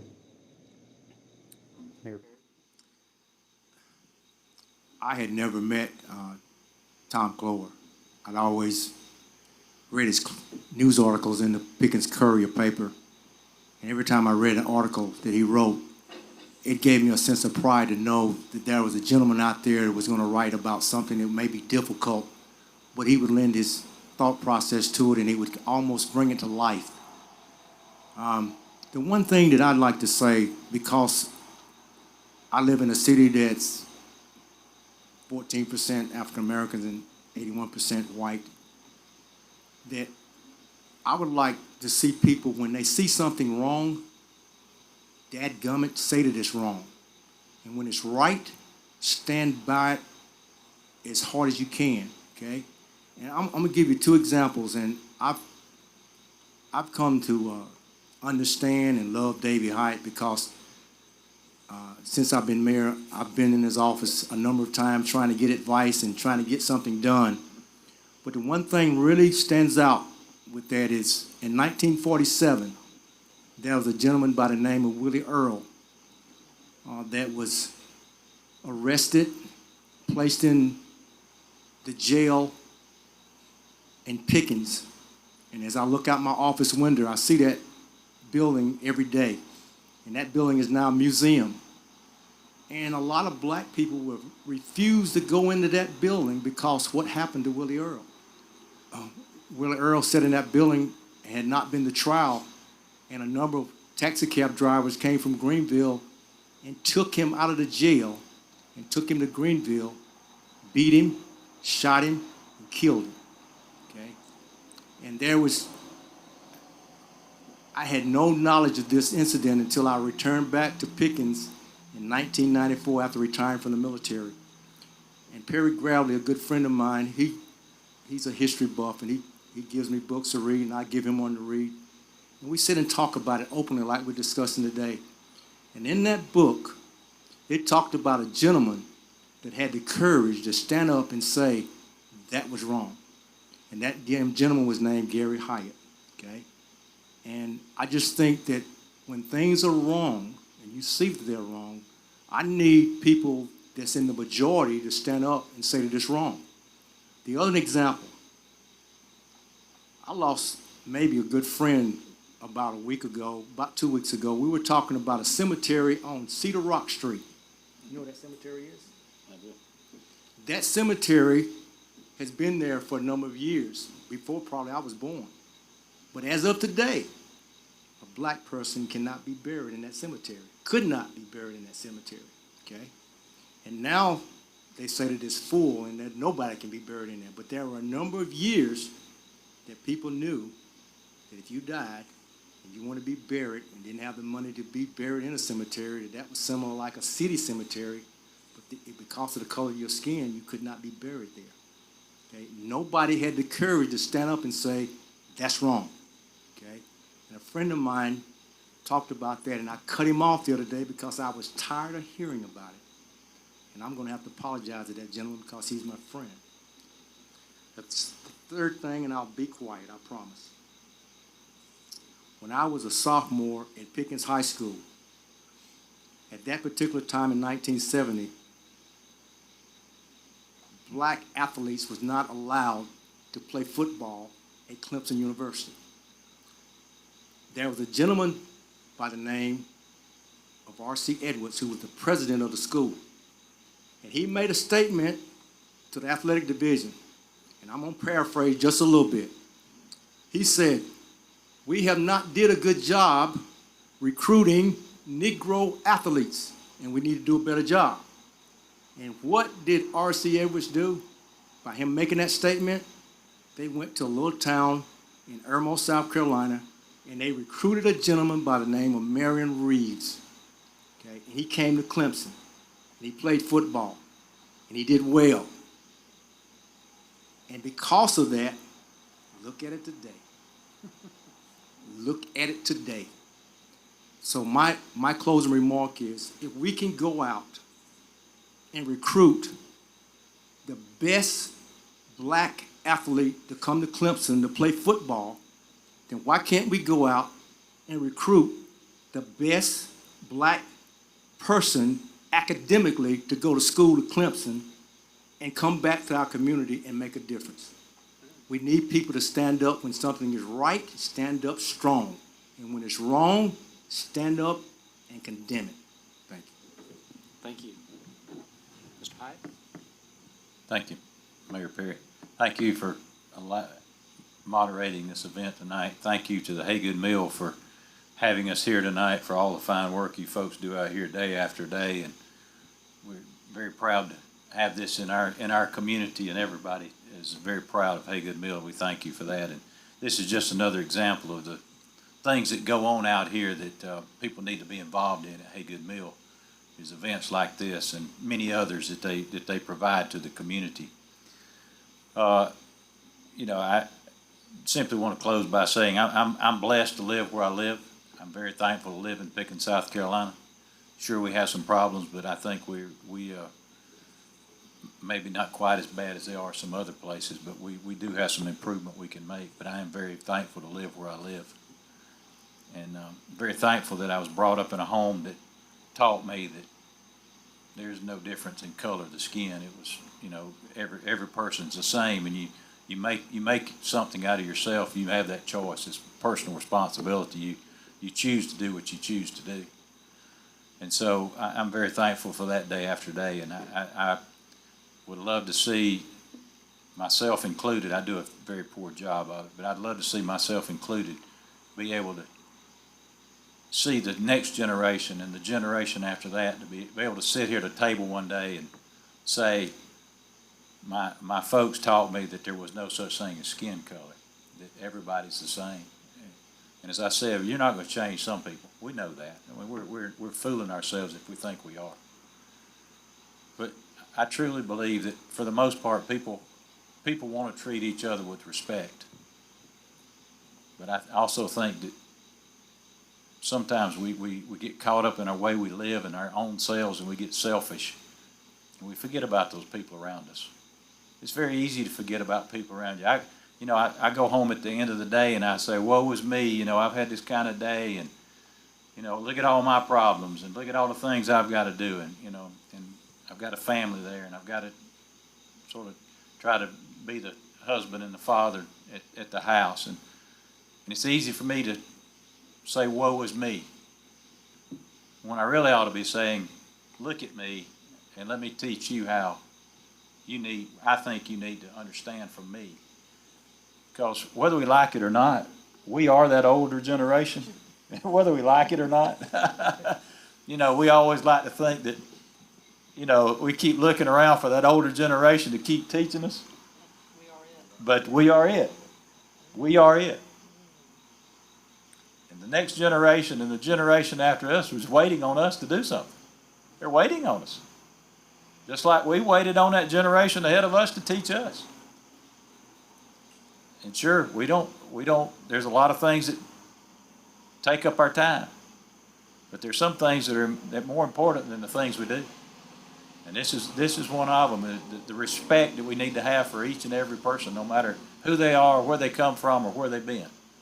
And that's the most important thing to me, and that's what I would leave the people tonight that are watching, or whenever you're watching this, is the simple fact is, only by the grace of God are you where you are, and you're no better than the person sitting beside you or in front of you. And when we start remembering that, then our attitudes start changing toward people. Thank you. Gosh, Davey missed his calling too. He should have been a preacher. I'm going to take this time really to compliment the Hagood Mill Foundation, Billy, Betty McDaniel, the board of directors here, for having the courage really to do this kind of event, because I think it's very meaningful, and I hope lots of people will watch it on Facebook. It's just like I was saying earlier, we have to reach people where they are. And I think we've said some important things tonight and some things worth thinking about, and hopefully some other people will pick up on that. I'm proud to be a Pickens native. I get the paper at home, I watch things that are happening here, and I'm very proud to be from here. And I wish I could be from here again, but circumstances won't permit at this time. But it's a wonderful place to be. It has so many wonderful natural resources, and it's a great place to live. Thank you. Well, finally, I'm going to say that originally, all the laws, the Constitution, etc., were written by rich, white men. And if you didn't fall into that category, unfortunately, you didn't have a say. Hopefully, times have changed. Hopefully, times are changing, because there are still people that are not in those three categories that are asking for a say. We hopefully are giving them the appropriate seeds to change at this point in time. Hopefully, they will remember that they cannot demoralize those people that have gone before. Hopefully, they will remember that they cannot punish those that are out there now, because it's not their fault of what their elders did, the deeds of our elders. So hopefully, the seeds are planted here tonight. Hopefully, people will go forth. And if you don't fall into one of those three categories, as the mayor said, stand up and stand up strong. Thank you very much. It's been an honor to be able to be involved with this discussion with all of you, and I just can't begin to describe all the thoughts that are going on in my head right now. It's been very engaging, and I hope that those listening in the live stream later on, that you might also get something out of this, that we ourselves that are here tonight, here on the stage, that we'll take a little bit of this home with us, that we'll carry on this conversation, and we'll continue to show the younger generation the right way to how it's done. I've always said in raising my kids and the raising the next generation is they don't do how you say, they do how you do. So you need to watch how you do. And at this time, we'll go ahead and close, and I'll ask if Billy would come up.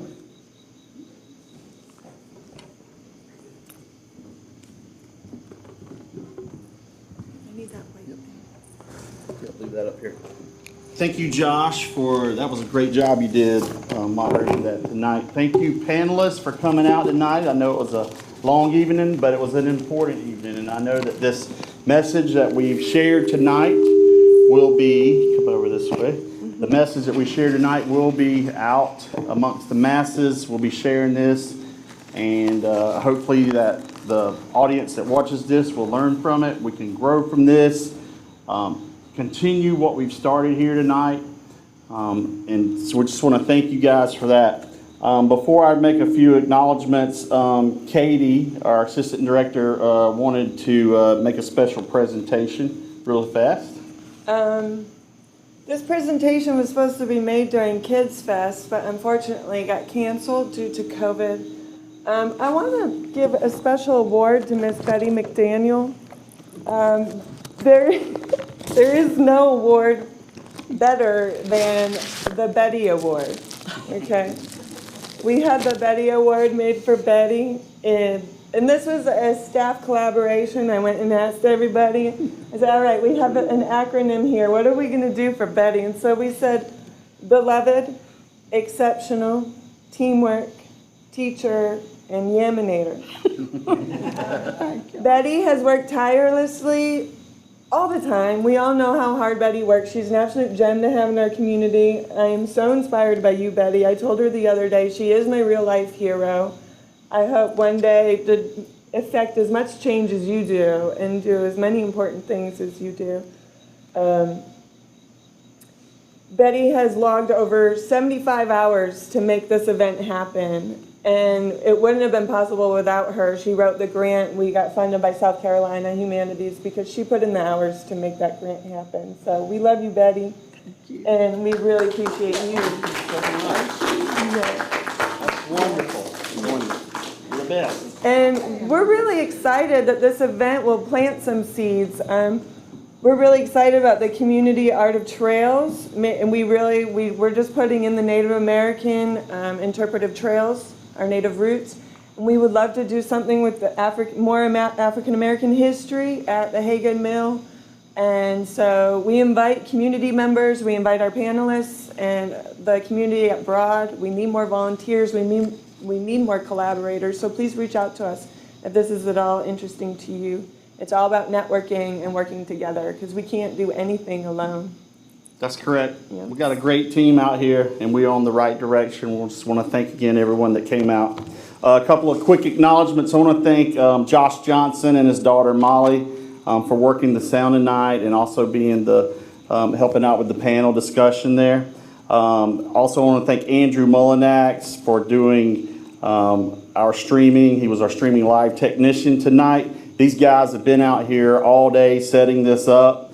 Andrew works with a company called Take Part, and it's a collective of creative industry professionals that cover many aspects of digital and print media, from websites, videography, photography, to design and marketing. Take Part provides services for all types of industries. So if you're out there looking for something similar to this, get in touch with Andrew Mullinax and Roy B. Costner at Take Part. Also, this program would not have been possible tonight, one, without Betty, of course, but who was she writing to? The South Carolina Humanities. They did sponsor tonight's event. South Carolina Humanities is a nonprofit organization inspiring, engaging, and enriching South Carolinians with programs focused on literature, history, culture, and heritage. Also, we are grateful for the Art of Community for the part that they played in tonight's program. Art of Community is an initiative of the South Carolina Arts Commission. We also want to thank the Rural LISC, Pickens County, and all those folks that came together behind the scenes, in front of the scenes, to make this thing happen tonight. We really just want to thank you from the bottom of our heart, and good night. God bless. All right.